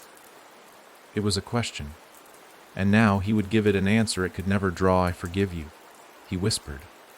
And the house screamed. The scream didn't echo. It rippled. It moved through the walls like a sonic pulse, shaking every board, every hinge, every molecule of thought that made up Velmara's trembling framework. Elias stood still as the house around him convulsed, every surface recoiling from his words. "I forgive you." That wasn't in the blueprint. Forgiveness was never part of the design. Houses are built to contain, to hide, to wall in pain, not release it. That kind of release was incompatible with Velmara's bones. It didn't know what to do with grace. The girl, Madeline, or the form that wore her memory, staggered back, her face no longer calm. Her pupils widened, irises swimming with that unnatural blue light. She opened her mouth to speak, but the scream of the house overpowered everything. Furniture cracked. Floors buckled. The light from the windows dimmed, not like evening, but like grief. The blueprint on the drafting table caught fire, quietly, eerily, burning not with flame, but with silence. A white, hot nothing that devoured lines and ink and meaning all at once. "You don't understand!" the girl cried, voice warping, pitch skipping like a broken cassette. "It needs that pain. It was built from it." "That's the problem," Elias replied, stepping toward her as the floorboards split behind him, revealing not foundation but void. "It was built by me, and I'm done building prisons." The girl's skin rippled, a shimmer of instability crawling across her face. Her form flickered. Her eyes became mirrors, her mouth a jagged hole, her body folding inward like unfinished architecture. She was no longer a child, no longer Madeline. She was a fragment, a keystone of Velmara's identity, stitched together from every person it had consumed. And Elias, the first to draw it with truth, was now the first to refuse to feed it again. He stepped away from the drafting table, which now hovered an inch above the floor, burning yet untouched, glowing with that unsettling blue that pulsed like a slow heartbeat. The unfinished room, the black square, had grown on the blueprint, expanded, spread. It was overtaking the rest of the house like a black mold, eating through foundation, ceiling, corridors. That was his answer. Not destruction, not defiance, but abandonment. Elias wasn't going to fight Velmara. He was going to walk away from it. And Velmara, hungry, ancient, dependent on the weight of his designs, couldn't bear that. The house screamed again, but this time it was not angry. It was pleading. Rooms collapsed in on themselves. The hallway where he'd first seen the stitched boy vanished in a blink. The nursery, where he'd watched his memories turned into blueprints, folded like paper. Doors slammed without slamming. They ceased. Mirrors shattered without sound. The porch collapsed into the yard like wax under a heatless sun. And at the very center, in the newly spreading black square of the design, Elias saw a room, no bigger than a coffin. Inside it, a heartbeat. The house had turned him into its core. His thoughts, his regrets, his buried guilt and half formed absolutions. But now he stood outside it, watching, choosing. The girl's voice, now layered with hundreds of others, cried, "You started this." "I end it by walking out," he said. She lunged at him, but her form broke apart mid-stride, unraveling into sketches of herself. Outlines, blueprints without mass. The house had poured everything into making her seem real. But in this moment of rejection, she lost cohesion. She fell to the floor in scraps, each piece glowing briefly before turning gray and crumbling into nothing. He turned his back on the drafting table and walked. Not out the front door, it was gone. Not through a window, they had melted. He walked into the void, the unfinished space. The black square he'd refused to label. It received him without friction, without resistance. And when he crossed into it, the screaming stopped. No light, no walls, just peace. For the first time since the fire, Elias breathed without fear of what would come with the next inhale. It didn't last long, because something was waiting there, a hum in the dark, not malevolent, not cruel, just expectant. And then he heard it. You gave it a name. The voice wasn't Madeline. It wasn't his father, or the stitched child, or any of the house's echoes. It was his own voice, a version untouched by Velmara, a version that remembered before. "You named it Velmara," the voice said. "And naming something gives it place." Elias stood still. What would have happened if I hadn't? It would have died in the blueprint. It never would have rooted. Silence hung thickly, and then the voice continued, "But you can rename it." That possibility, so simple, so clean, struck like thunder in his mind. You don't destroy ideas, you don't burn symbols, you redefine them. Elias closed his eyes, thought of the house as he first imagined it, not a place of horror, but of shelter. A place to keep the worst parts of you safe while you healed. He spoke one word, a new name, whispered, not shouted, spoken with intention. And the blackness breathed in the sound like lungs starved of air. Then, stillness, real stillness, and a light, soft, golden, like sunrise breaking through a basement window. He opened his eyes. He was in the field again, grass beneath his feet. Sky overhead, still strange, but less heavy.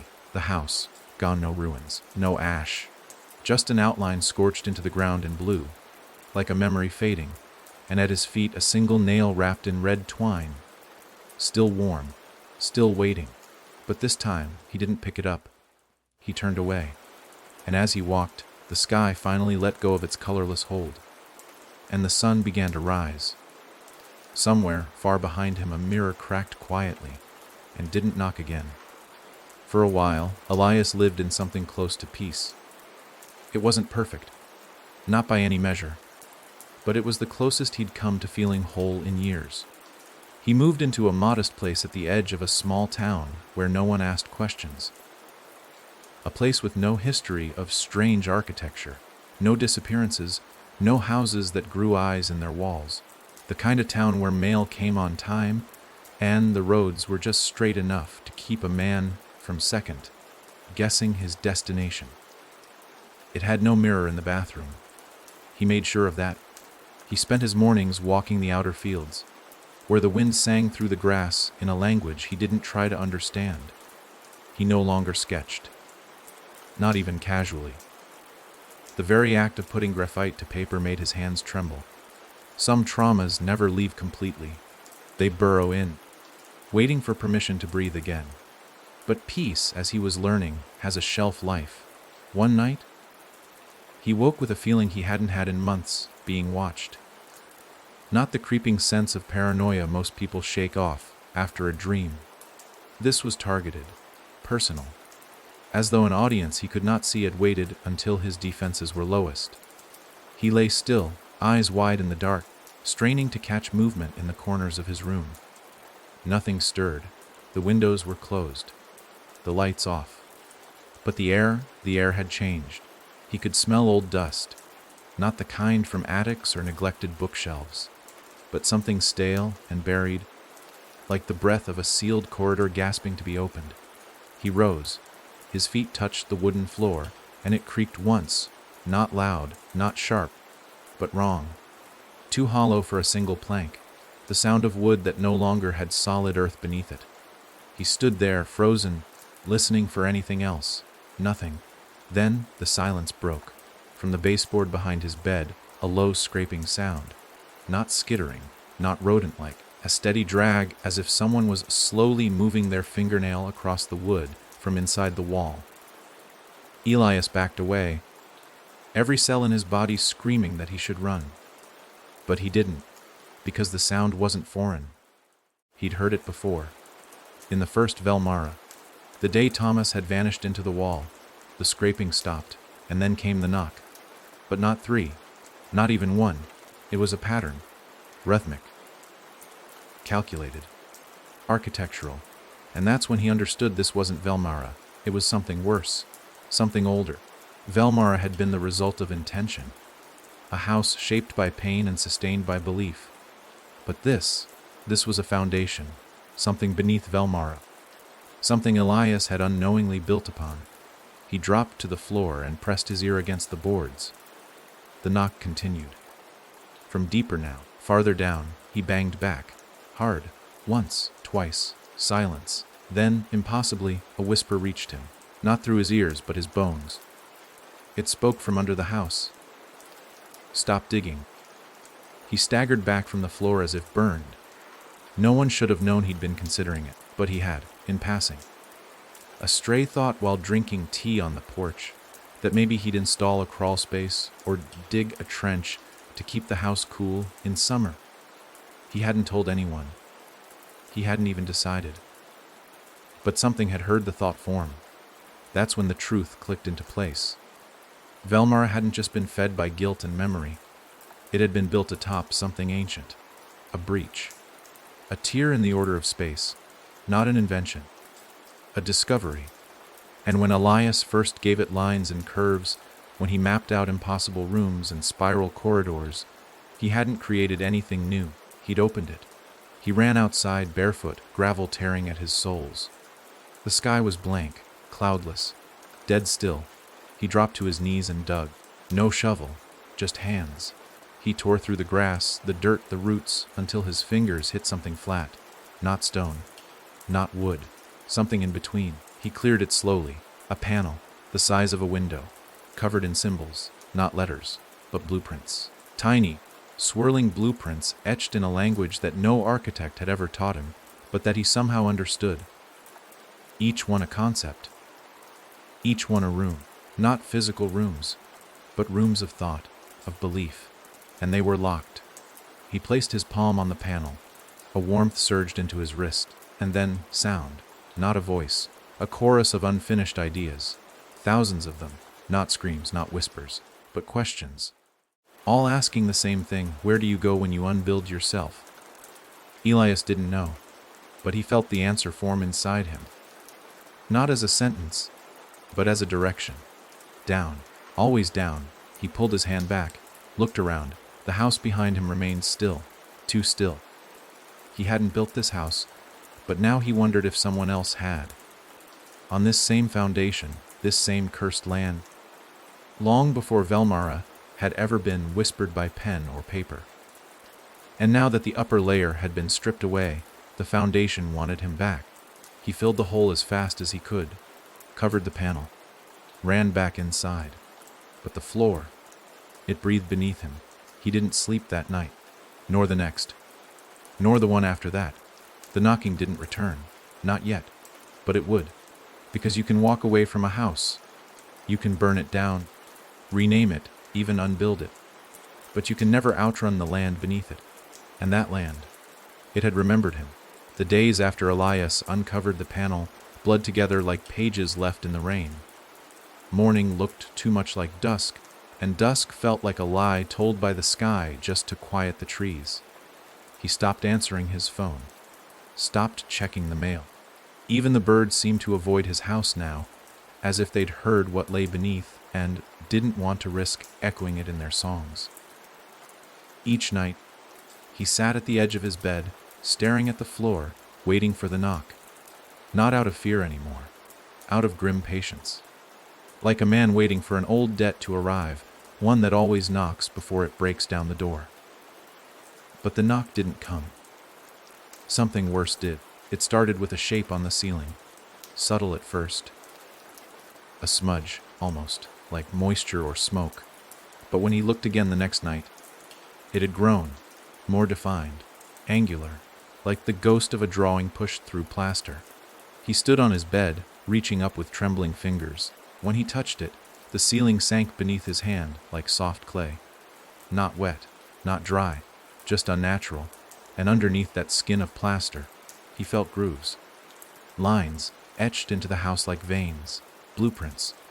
On the inside of his ceiling, he ripped the paneling down in a fevered panic, dust choking the air. There it was, drawn in pencil, impossibly clean. An undrawn room, no door, no entry, no purpose, just dimensions. 12 by 12, height unknown, walls labeled not with materials or measurements, but with emotions. South wall anger, east wall forgiveness, north wall absence, west wall hunger. No architect had ever taught him to use those terms. This was living design, emotive, feral. The kind of blueprint that could only exist when space and thought had stopped pretending to be separate. He knew what it meant. The thing beneath the floor, beneath everything, was drawing now, using him as the medium. And the first room it had drawn was inside his ceiling. He didn't sleep, didn't blink for hours. He just sat, breath held like a diver too deep to turn back. By dawn, another shape had begun forming in the corner of the living room. Behind the bookshelf, a line, perfectly straight, drawn not with pencil but with shadow. It crawled upward slowly, like a time lapse of a vine growing 1 inch an hour. Velmara had taught him to fear rooms that were built. But this was worse. This was a room that drew itself, not based on plans, but on memory. He took the bookshelf down and found, behind it, drywall too fresh. He pressed his hand against it.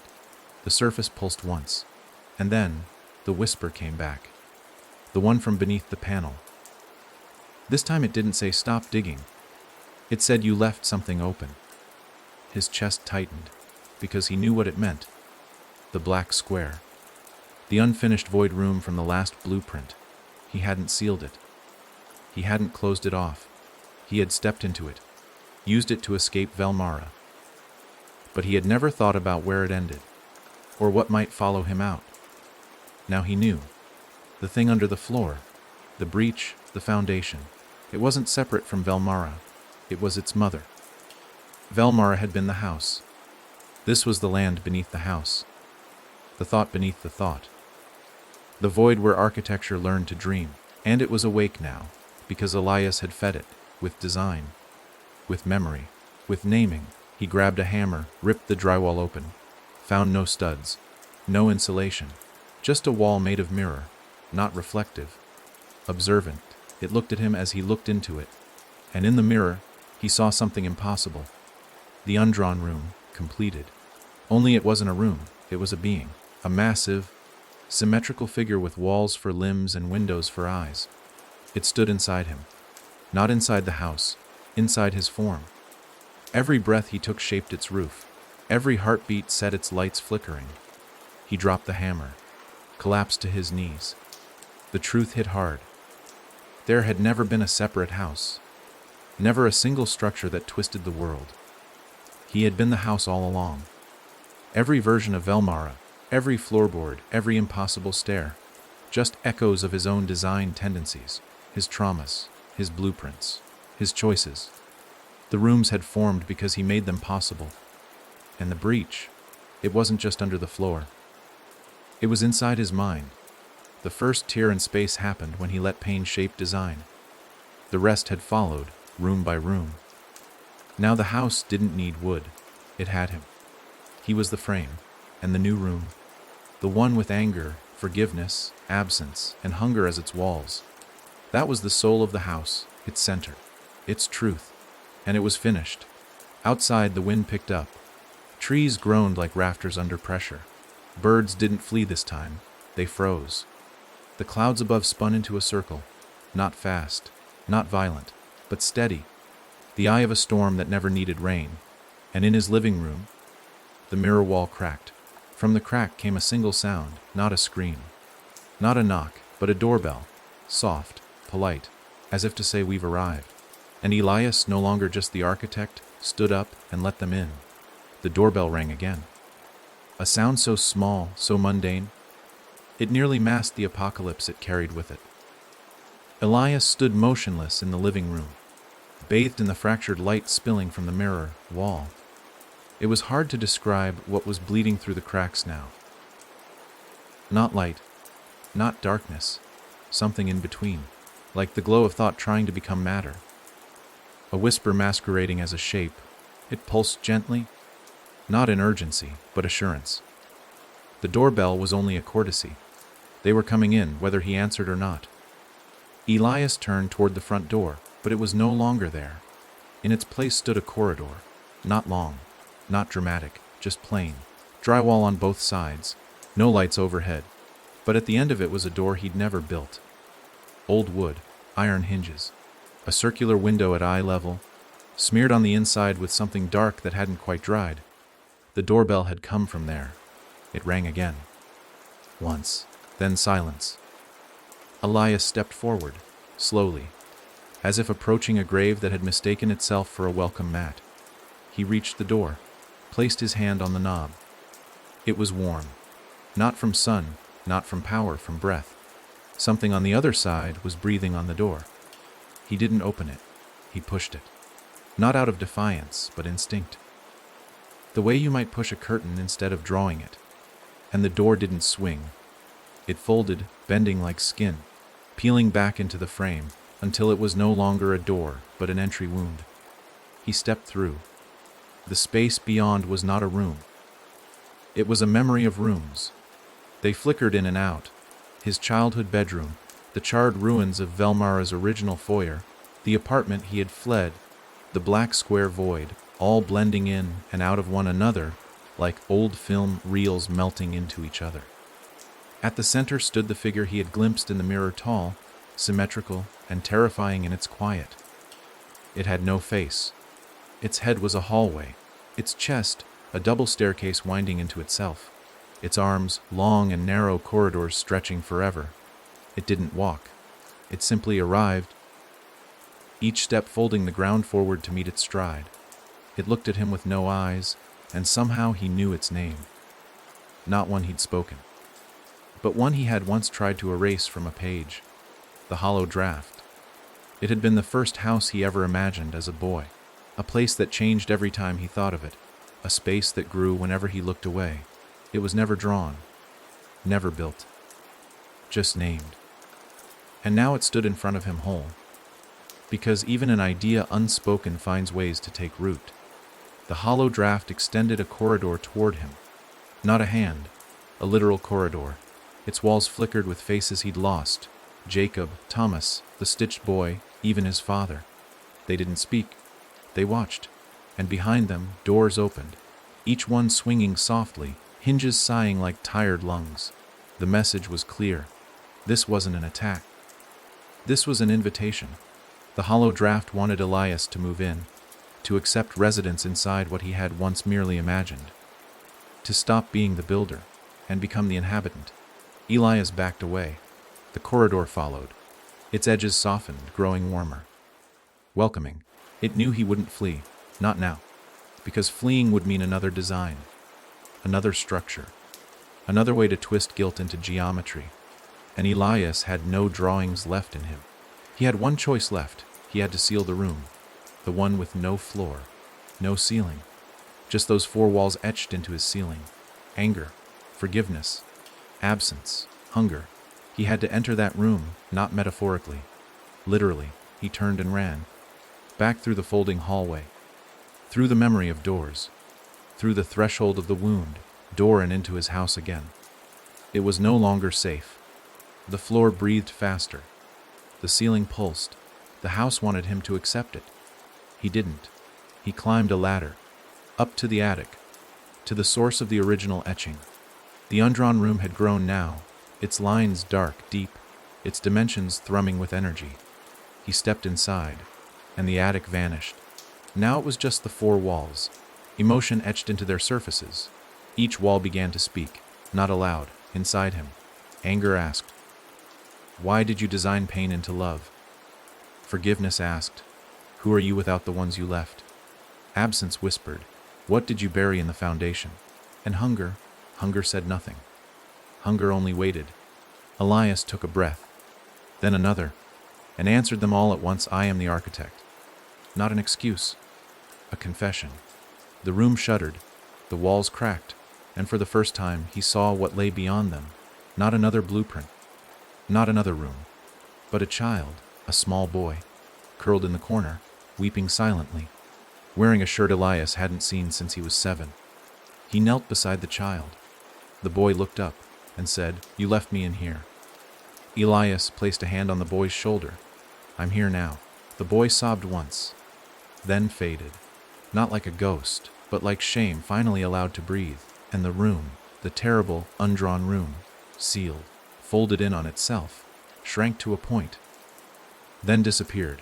Elias collapsed. When he woke, the ceiling was blank again, the mirror wall gone, the floor, just floor. He rose slowly, walked outside. The sky looked like sky, the trees like trees, and yet he knew the hollow draft still waited, because some houses aren't built on land.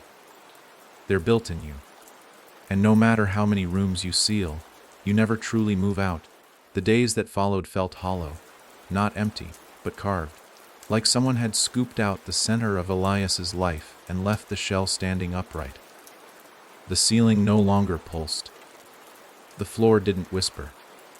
The mirror wall had vanished without a trace.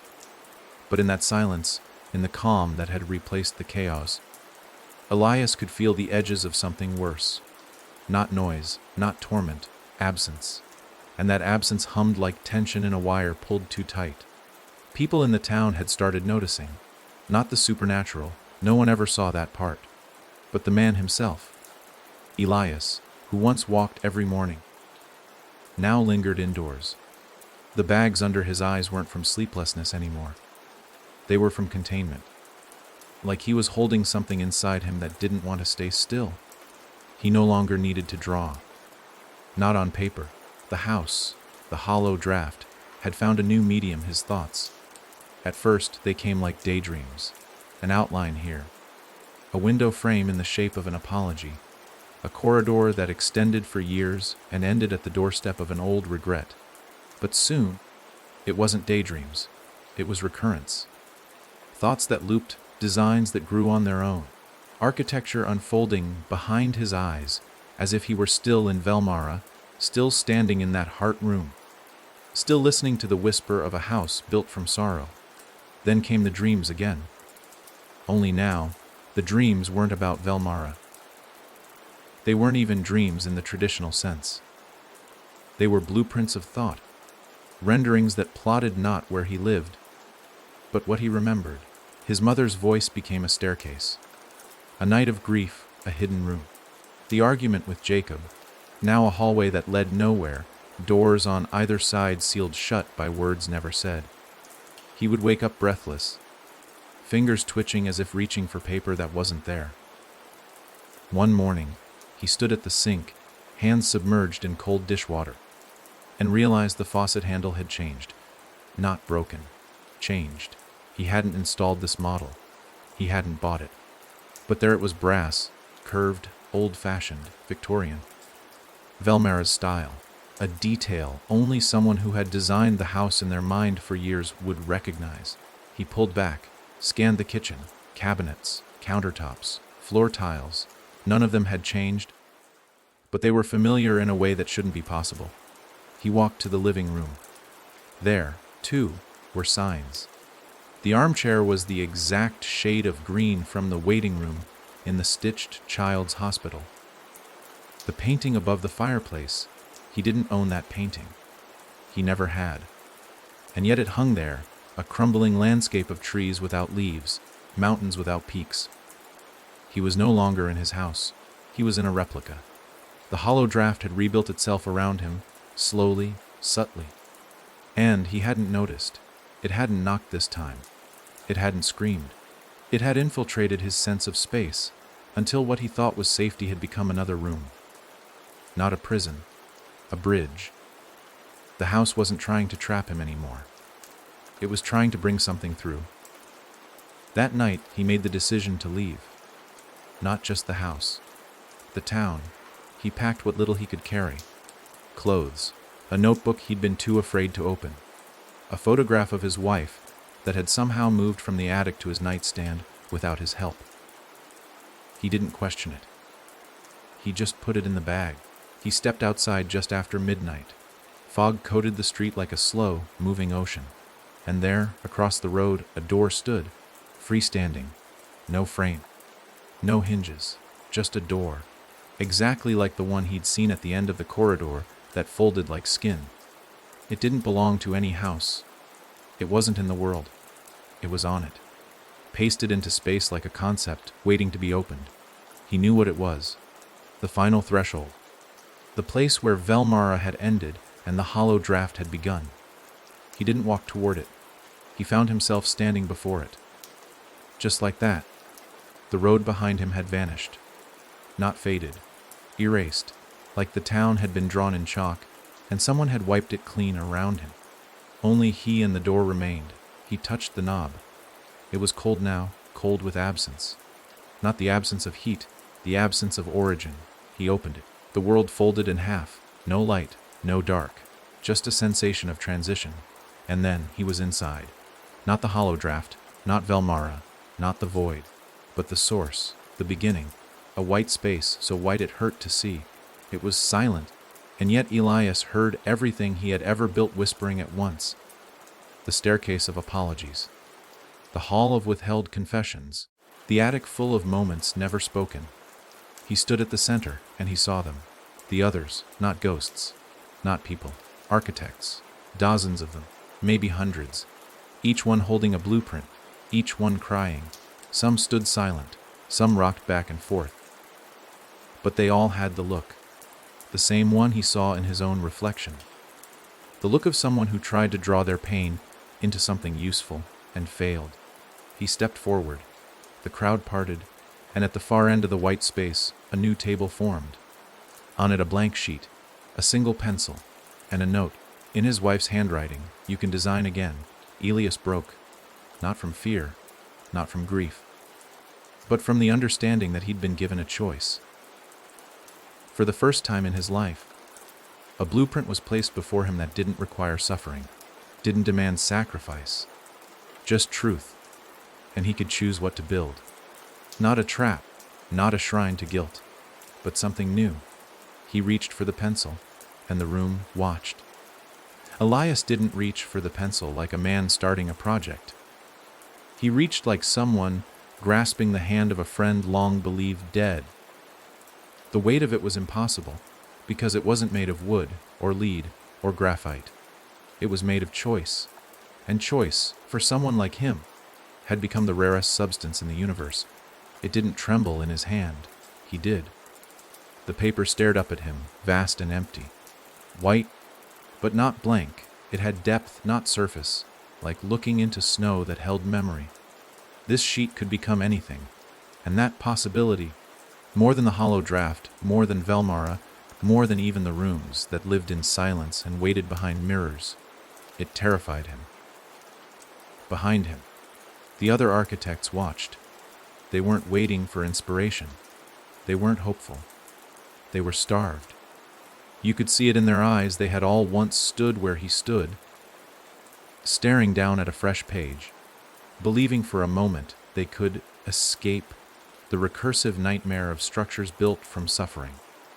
And every one of them had either drawn the first line or walked away before they could. But no one spoke, because the paper would listen. Elias looked into that white field, and for the first time since his first blueprint, he didn't imagine a house. He imagined a breath. Not a sigh, not a sob, just the quiet inhale before something new begins. He pictured a space without walls, without doors, a space where thoughts didn't echo into hallways or splinter into rooms, and his hand hovered, the pencil poised over the paper. He drew a curve, just one, a line that had no beginning and no end. It didn't represent anything, it simply was, and the page accepted it, not absorbed, not claimed, accepted. The moment the curve touched the paper, the floor beneath him shifted, not violently, not with horror, but gently, like a stage changing sets between acts. The architects behind him gasped, not in fear, but in recognition. The white room breathed, and then, softly, began to collapse, not down, not inward, but into itself, folding over and over like origami until it shrank to a pinprick of glowing thought, and vanished. And Elias stood alone, in a room he had not drawn. Wooden floor, open window, a desk in the corner.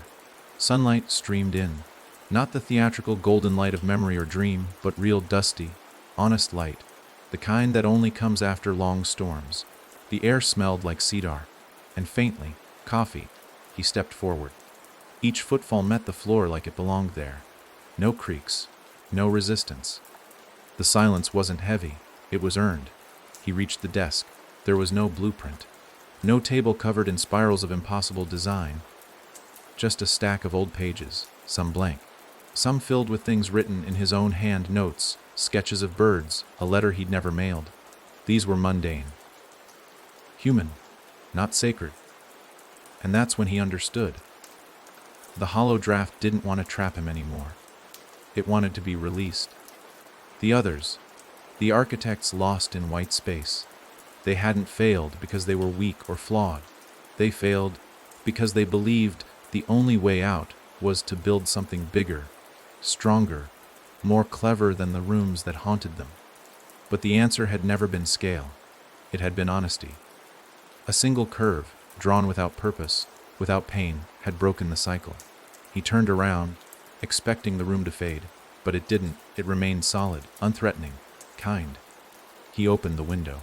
Birdsong, no screams, no stitched children, just life, ordinary, blessedly small. He breathed in deeply. And then the voice came, not from behind him but within. "You've built enough, Elias." He smiled, and for the first time in what felt like years, he agreed. But the hollow draft had one last request. A door formed in the far wall. No knob, just a slit of light underneath. He approached. No fear this time, no trembling. He opened it, and what lay beyond wasn't another room. It was a hilltop, bathed in early morning sun, overlooking a quiet village. The kind of place with bookstores that didn't sell maps to cursed houses. With people who didn't disappear behind blueprints. With children who ran and laughed and never heard a single knock that didn't come from a visitor bearing cookies. He stepped through. His feet touched grass. Not illusions, not memories, earth, and he understood then. This wasn't escape. This was return. Not to a place he'd been before, but to the version of himself he thought had died long ago. The version that could see beauty without needing to draw it. He heard laughter behind him. Real, the laughter of children, and he turned expecting ghosts, echoes, remnants. But what he saw were people. The other architects. Not lost, not twisted. Home, each one had found their way out after all. And now they too walked this hilltop. Free. Elias smiled, not because he was done, but because he finally didn't need to finish anything. And behind him, the hollow draft. The house that fed on sorrow, closed its final door, and didn't open again. Peace is the most fragile thing Elias ever tried to carry. In the beginning, it fit in his hands, light, trembling, like a bird fresh out of shock. He held it the way someone holds a memory they don't dare speak aloud, terrified that sound itself might shatter it. The village was real, the hilltop real. So were the faces of those who had escaped with him. The architects who had once wept over their cursed blueprints, and now walked in sun, dappled streets with cautious joy. There were bakeries with warm bread, children playing hopscotch on cobblestone, a library with no blueprints, only stories. For the first time, Elias lived in a space not of his making. But peace, as always, does not arrive without a timer ticking beneath it. And this peace had an expiration date. It started small, as it always did. A chill in the wind that didn't match the season. A leaf turning black in the middle of spring. Whispers in the grain of the wood beneath his feet. Not full voices, not yet. Just the syllables of things left behind. Elias tried to ignore them. He cleaned his home.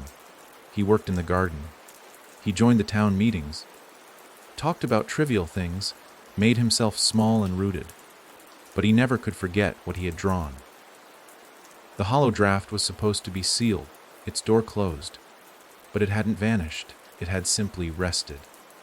And now it was stirring again. Not out of vengeance. Not out of hunger, but out of instinct. Because the hollow draft wasn't just a house or a place. It was an idea. And ideas don't die. They wait. They sleep inside others. They borrow minds.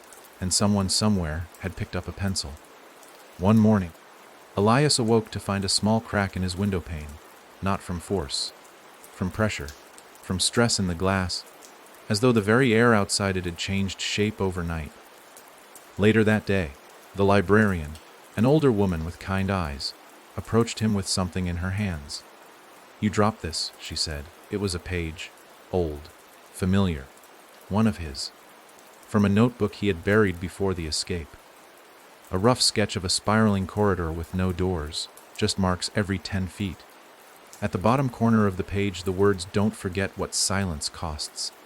He had never shown anyone that drawing. Not even himself, for years. And now it was back. In the hands of a woman who shouldn't have known it existed. He asked her where she found it. She looked confused. Said she had opened the back room of the library for the first time in years and found it on the floor. No books disturbed. No broken windows. Just that page as if it had walked in on its own. That night, the dreams came again. The attic. The room of 4 walls. Anger, forgiveness, absence, hunger. But the walls had changed. They now bled light. Blue, pulsing, rhythmic light that throbbed with a voice not yet spoken. The dream ended the moment he opened the door to that room, and behind it he saw himself. Not the boy from the past, but himself now, staring back, holding a pencil, drawing the curve again. Only this time the curve twisted, became a spiral. The The spiral screamed. He woke choking, his pillow soaked through, and then he heard it, soft, far away, but undeniable. The knock, 3 times, not at his door, but in the foundation. Elias stood barefoot in the dark, every hair on his arms rising. It wasn't a sound you could mistake. It was a calling card, the way a house reminds you it knows your name. He dropped to the floor, pressed his ear to the wood. Silence. And then the scratch. Just one. Like something tracing a single line beneath the planks. A curve. The same he had once drawn to break free. Now being rewritten from below. He backed away, turned on every light. But the darkness was inside now. Not in the corners, not in the hallways. In him. He had brought it with him. Not as a parasite. As an echo. Even when he escaped the hollow draft, he had remembered it. Spoken of it. Dreamed of it. And that's all it needed. That's all it ever needed. Someone to think about it. Someone to believe in it again. And Elias had given it roots. The villagers noticed his change. Whispers followed him now. They said he muttered things under his breath, that he walked the long streets at night, tracing his finger along fences, drawing, always drawing. One morning, a child knocked on his door and said, "Mr. Elias, my house feels strange." He asked what she meant. She replied, "The hallway stretched when I wasn't looking." And then she held up a page. A sketch of a spiral. No one had taught her. She hadn't meant to. She said it came in a dream, and that's when Elias knew. It wasn't about Velmara or the hollow draft. Those were just forms, containers.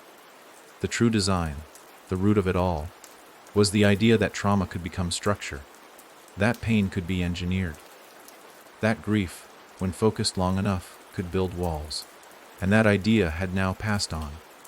Elias looked at the girl's drawing, felt the spiral burning in the back of his mind, and realized the next part of the house would not be built by his hands, but by hers.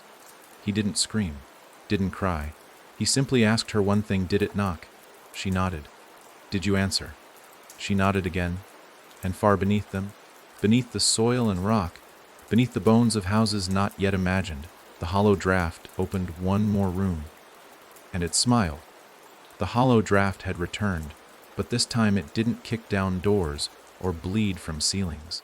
It didn't trap architects in spirals or whisper through the grain of old wood. It had matured. Learned. It had patience now. It didn't need to be feared. It only needed to be remembered. Elias sat on his porch that morning, the girl's drawing in his lap, his tea gone cold. The paper felt heavier than it should. Not from ink. From intention. Children shouldn't know how to draw spirals like that. Not with such precision. Not with such hunger. He remembered how it began for him. A sketch. A daydream. A wall that didn't belong. The way the corner of his bedroom had bent without permission. That small lie the world told when it started letting the rules slip. And now it had begun again. Only this time he wasn't the dreamer. He was the witness. She was building now. And she didn't even know it. He visited her home that afternoon. The girl, Mira, met him at the door with ink-smudged fingers and a sheepish smile. Her mother was surprised to see him. "You're the architect, right?" she said. He almost corrected her. Almost said, "Not anymore." But what would be the point? He asked if Mira had shown anyone else the drawing. She said no. Said she felt weird even keeping it. Like it watched her. Like it breathed. Her voice caught on that last word. Breathed. She didn't know what she meant, but Elias did. Breath meant structure. Breath meant invitation. He asked to see where she'd drawn it. She brought him to her bedroom. Small, soft, colored. The kind of space untouched by dread. Or so he thought. But then he noticed it, the west wall. Painted not long ago. Had started to peel. Not in flakes, but lines. Vertical lines. Equal distance apart. Like a blueprint sketching itself across the surface. He touched it. It felt like paper. Not drywall. Thin, almost ready to tear. And he knew if he pulled, something would open. He didn't. Not yet. He turned to Mira and asked if she'd had any other dreams. She said yes. A hallway. One with a window that showed her face, but older. She said the hallway didn't end. It folded, over and over, like it was trying to touch its own beginning. Elias knew that shape. He had drawn it when he was 12. Long before Velmara, long before anything. Just a doodle on a napkin, and he hadn't been the first either. It was older than all of them. He looked at Mira and realized the worst part. She wasn't the only one. This wasn't about a single cursed house or a broken blueprint. It was a lineage. The hollow draft had seeded itself into generations. Not genetically, conceptually, through sketches passed down, through teachers who noticed talent, through harmless assignments asking students to design dream houses. That phrase, dream house, felt so innocent. But to the draft it was a summoning. Elias left the house with a plan he didn't want to make. He had to trace it back, to where it started, not in Velmara, not in his own childhood. Before that, he spent the next weeks buried in records, building registries, old architectural digests, even ancient maps. Patterns emerged, slow and subtle. Spiral layouts in medieval cathedrals, odd angles in Roman temples. A corridor described in a Babylonian myth that looped until the soul forgot its own name. The hollow draft had never been a house. It had always been a language, a code. An architect's had always been its mouthpiece. He found drawings from a boy in the 1700s who died before his 13th birthday. Blueprints that mimicked the central design of Velmara, a French asylum where every hallway turned just 1 degree too far, making patients feel like the building moved behind their backs. A lighthouse in Iceland, sealed for decades, that had no entrance, no windows, just walls that hummed when you leaned against them, and scattered through every account, every document, the spiral. Sometimes as a glyph, sometimes as a floor plan, sometimes as a child's idle sketch in the margin of a school book, but always the same shape, always beckoning, and always followed by rooms that no one remembered building. Elias returned home with a sickness in his chest. He could feel it now, not just Mira. Others. The man across the street who had started sleeping in his hallway because the bedroom moved. The woman in the bakery who kept knocking 3 times before opening her pantry. The boy who refused to sit with his back to any wall, saying it changed shape when I'm not looking. The draft had reopened. Not as a structure, as a network of minds. It no longer needed bricks. It needed memory. He knew what he had to do. He had to go back to the source, not the paper, not the design, but himself. To the version of Elias that first believed in Velmara. He needed to find the child who drew his grief into a stairwell. And he needed to tell him no. The only place he could reach that child was the undrawn room. It was still inside him, waiting, feeding. He went back to the attic, sat in silence, didn't speak, didn't move, just listened. And finally the floor creaked. But not from weight, from recognition.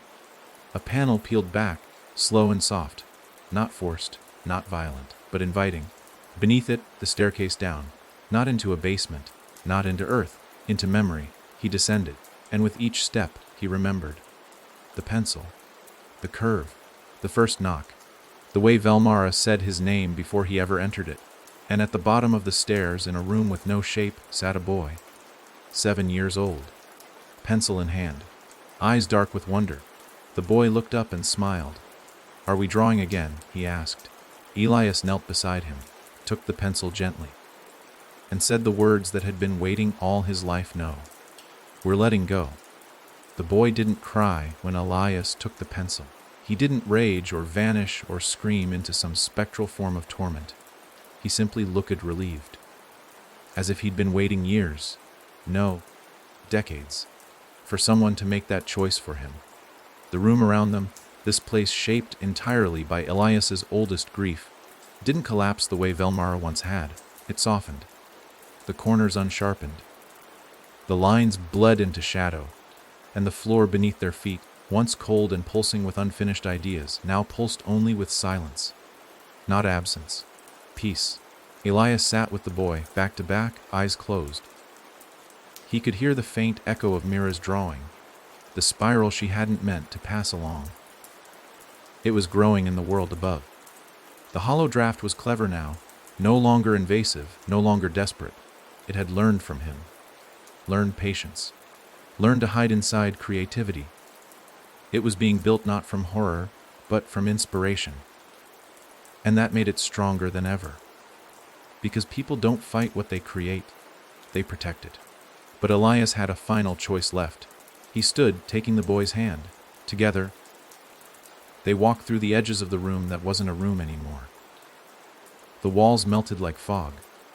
The staircase behind them turned flat, soft as paper, curling inward, erasing itself. They weren't climbing anymore. They were ascending, carried upward by the act of surrender. No struggle, no blueprints. Just release. When Elias emerged back into the attic, dawn had arrived.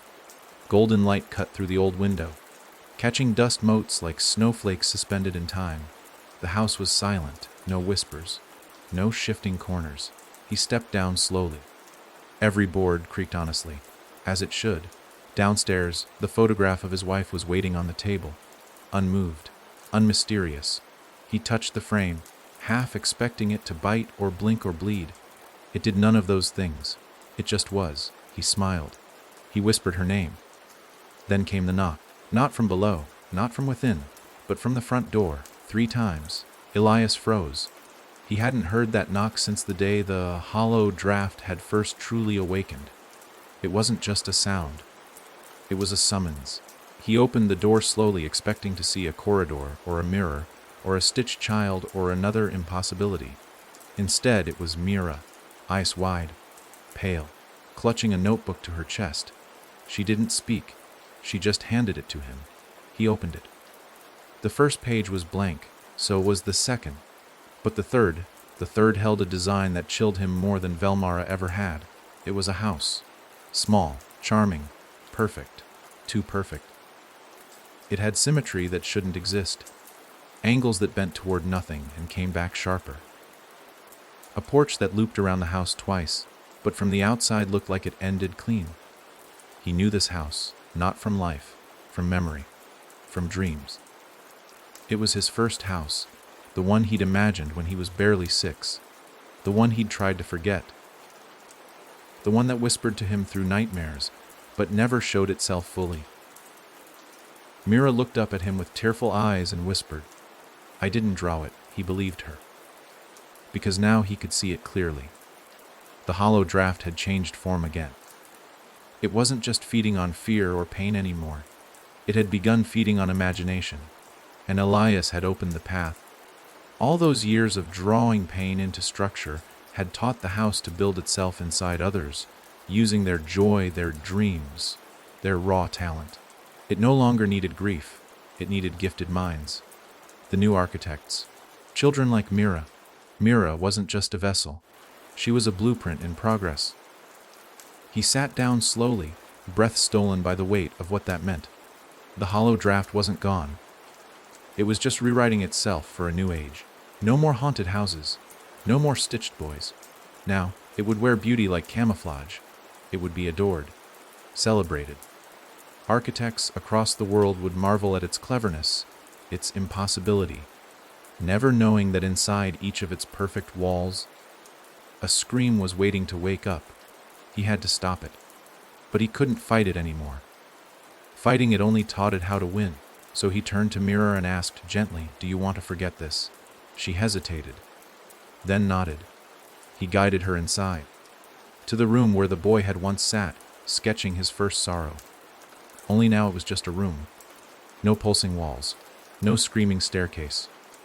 Just 4 corners and a carpet with a coffee stain shaped like nothing at all. He placed the notebook in the fireplace and lit a match. As the flame caught, something strange happened. The house sighed, not in pain, not in pleasure, in relief. And for a moment, just one, Elias thought maybe, just maybe, this was the last of it. But then Mira turned to him and said quietly, "I didn't tell you everything." He looked at her, eyes narrowing. She opened her hand. Inside her palm a small slip of paper, folded old, not her handwriting. Inside it, a spiral, drawn in his hand. decades ago, something he had torn out of his journal and thrown away, something that should have burned, or rotted, or been forgotten, and now it was back. Not because someone saved it, because the idea itself had refused to die. She whispered, "I found it in my pillowcase. Last night. I didn't know what it was. But it was warm." Elias felt his breath lock in his chest. The hollow draft had taken a new form.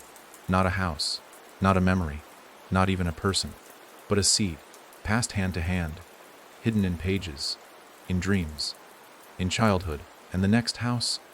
It wouldn't be built by one architect. It would be built by many. Together, unknowingly, like a city of minds laying foundations for a horror they couldn't see. And all it would take was one more child, one more pencil, to finish the final curve. Elias stood, heart heavy, voice steady. Anne said the words he never thought he'd say again. "It's not done." And from somewhere in the floorboards, beneath the silence, beneath the memory of Velmara, beneath even the bones of the hollow draft, a voice answered, "Not yet." There was no plan now. No clever blueprint. No secret staircase to a room of truths. Elias had exhausted every angle, walked every corridor of memory, peeled open every wall the hollow draft ever whispered into existence. And still, it remained, not as a place anymore, not as a house. It had shed its skin like a serpent that had outgrown architecture and now slithered through intention. No longer confined to wood and brick, it thrived in sketches, in quiet thoughts, in the secret shapes of children's dreams. And somehow, it had gotten smarter. It had learned to hide in promise. The spiral in Mira's hand, his own drawing, from a childhood he'd tried to forget, confirmed everything. The house had kept his worst moments like heirlooms, polished and preserved, until the time was right to pass them on. Not as curses, but as gifts. Mira thought she'd found something beautiful. The curve, the symmetry. It made her feel special. That was the danger now. The hollow draft no longer terrified its builders. It inspired them. Elias sat her down gently and told her the truth. Every inch, every memory. The way Velmara shifted behind him when he wasn't looking. The stitched boy who stared without eyes. The door that opened like a wound. The attic that grew voices. And the heart room. The place that asked questions not to be answered, but to be remembered. She didn't cry. She didn't even flinch. She listened like someone being handed a responsibility too big for her shoulders, but too sacred to refuse. "I thought it was just a drawing," she said, tracing the spiral with one finger. Elias nodded. "So did I." Outside, the village seemed normal. Dogs barked. Wind blew through trees. Laughter rose from a bakery's porch. But beneath that calm, beneath the gardens and sidewalks, Elias could feel it again. The slow churn of something waking up beneath the soil. It wasn't in his house anymore. It wasn't even in the attic. It was underneath. And this time, it wasn't hiding from him. It was waiting for permission. He returned to the place it all began, the field behind the village, where the air always smelled like ash after rain. Years ago, a boy had imagined a house here, a place no one else could see. He had drawn it in the dirt with a stick, door, windows, spiral staircase, and walked its halls every time life got too loud. That boy had been Elias. And he now realized the hollow draft hadn't appeared in Velmara by accident. It had grown from that moment. From a child's fantasy that grief had turned into blueprints. The grass was tall now, but the air was still wrong, still heavy.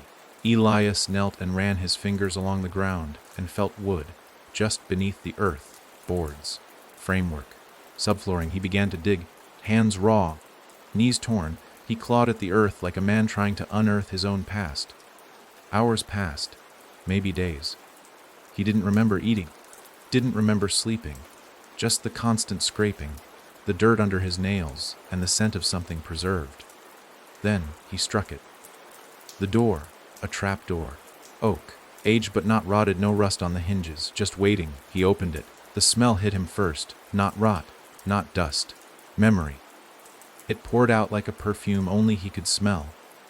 Nights he never spoke of, drawings he'd burned, voices that had once begged him not to forget them.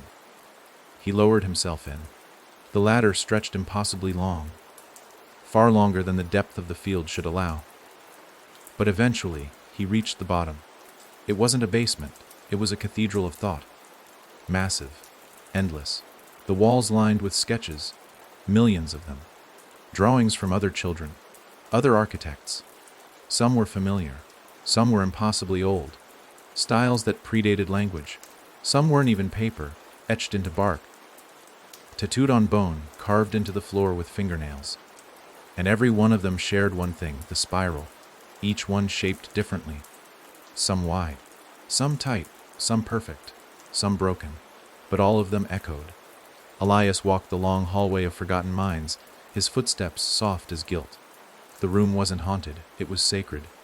A vault for every half, imagined house, every shadow, thought turned inward. The hollow draft hadn't created itself, they had built it. All of them, one line at a time. At the far end of the cathedral, a platform waited. Stone, unyielding. On it, a table, familiar, identical to the one he saw in the White Room after the architects had fallen silent. A page sat upon it, and beside it, a pen, not a pencil, not something that could be erased. A pen, final, permanent. He understood then. This was the endgame. The draft didn't want to be built again. It wanted to be signed. Acknowledged. Made real in the way all dreams crave to be made real. And Elias was the only one who could do it. Because he was the first.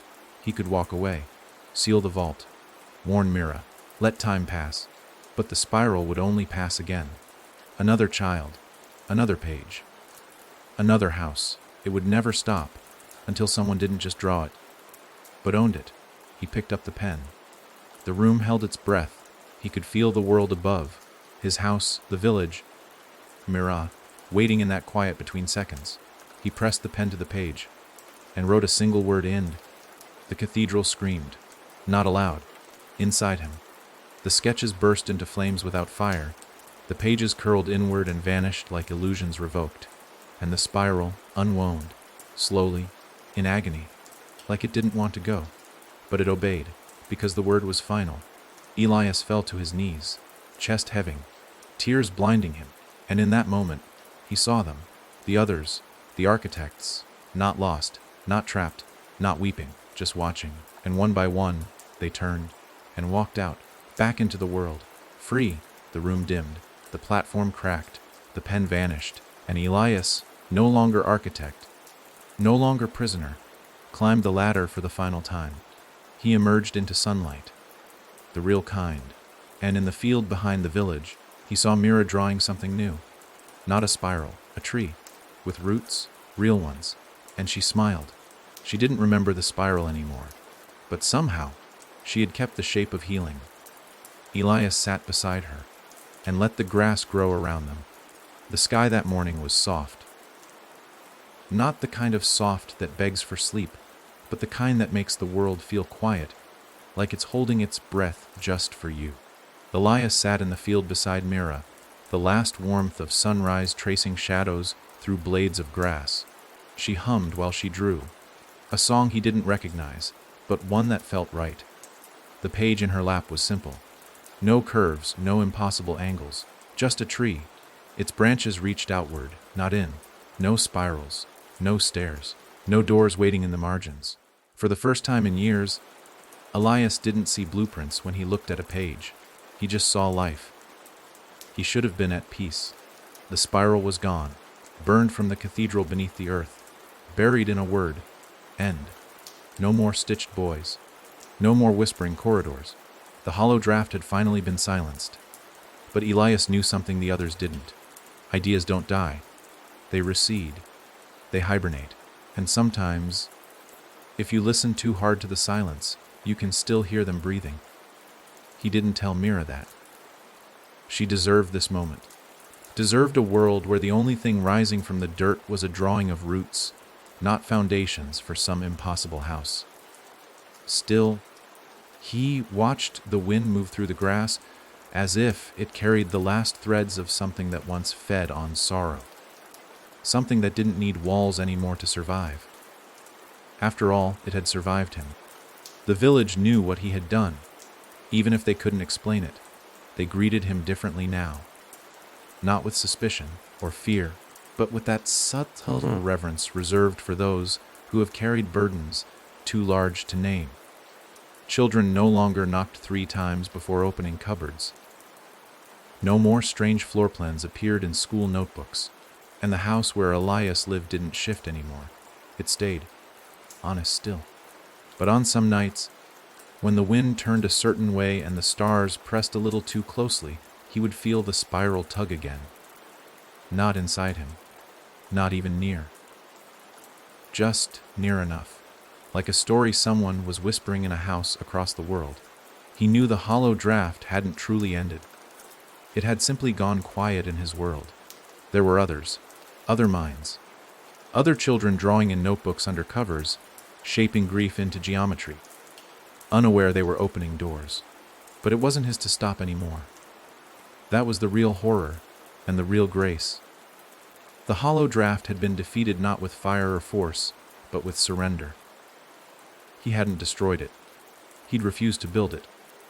He had broken the cycle of trauma, become structure by stepping away from the page. And that, in the end, was the only answer it couldn't understand. Still, he left precautions. Letters buried in libraries across the world, sealed to open only when certain symbols reappeared. Sketches folded into false manuscripts, whispering quiet warnings to anyone who looked too closely. And Mira, when she was old enough, would understand what she had inherited. Not a house, not a curse, but a choice. The final page of his journal remained unwritten. He had opened it 100 times, stared at the blank sheet, wondered if maybe, just maybe, it should hold a map, a key, a design to help others recognize the signs. But that would be drawing again. So instead, he placed one thing there. Not a spiral, not a curve. A fingerprint, his own, smudged in ink. Proof that he had touched this story, but no longer owned it. Then he closed the journal forever. Years passed. Myra grew. She became an artist, but not an architect. She painted trees, faces, birds caught in mid-flight. She never spoke of the spiral again. But on the day Elias passed, in the soft twilight of a summer too quiet for grief, she found one of his old boxes. Inside a pencil, broken. A sketch of a house, incomplete, and a small, folded piece of paper. She opened it. It held just one phrase, "Don't build what you can't live in." She smiled. And in the corner of the note, so faint it could have been forgotten, a curve. Not sharp, not looping, just a gentle line, bent slightly toward the horizon. And beneath it, in handwriting she didn't recognize, a question. What if the house never wanted to hurt you? Mira closed the box and carried it to the edge of the field, where the wind still remembered her name. She buried it beneath the tree she'd once drawn as a child.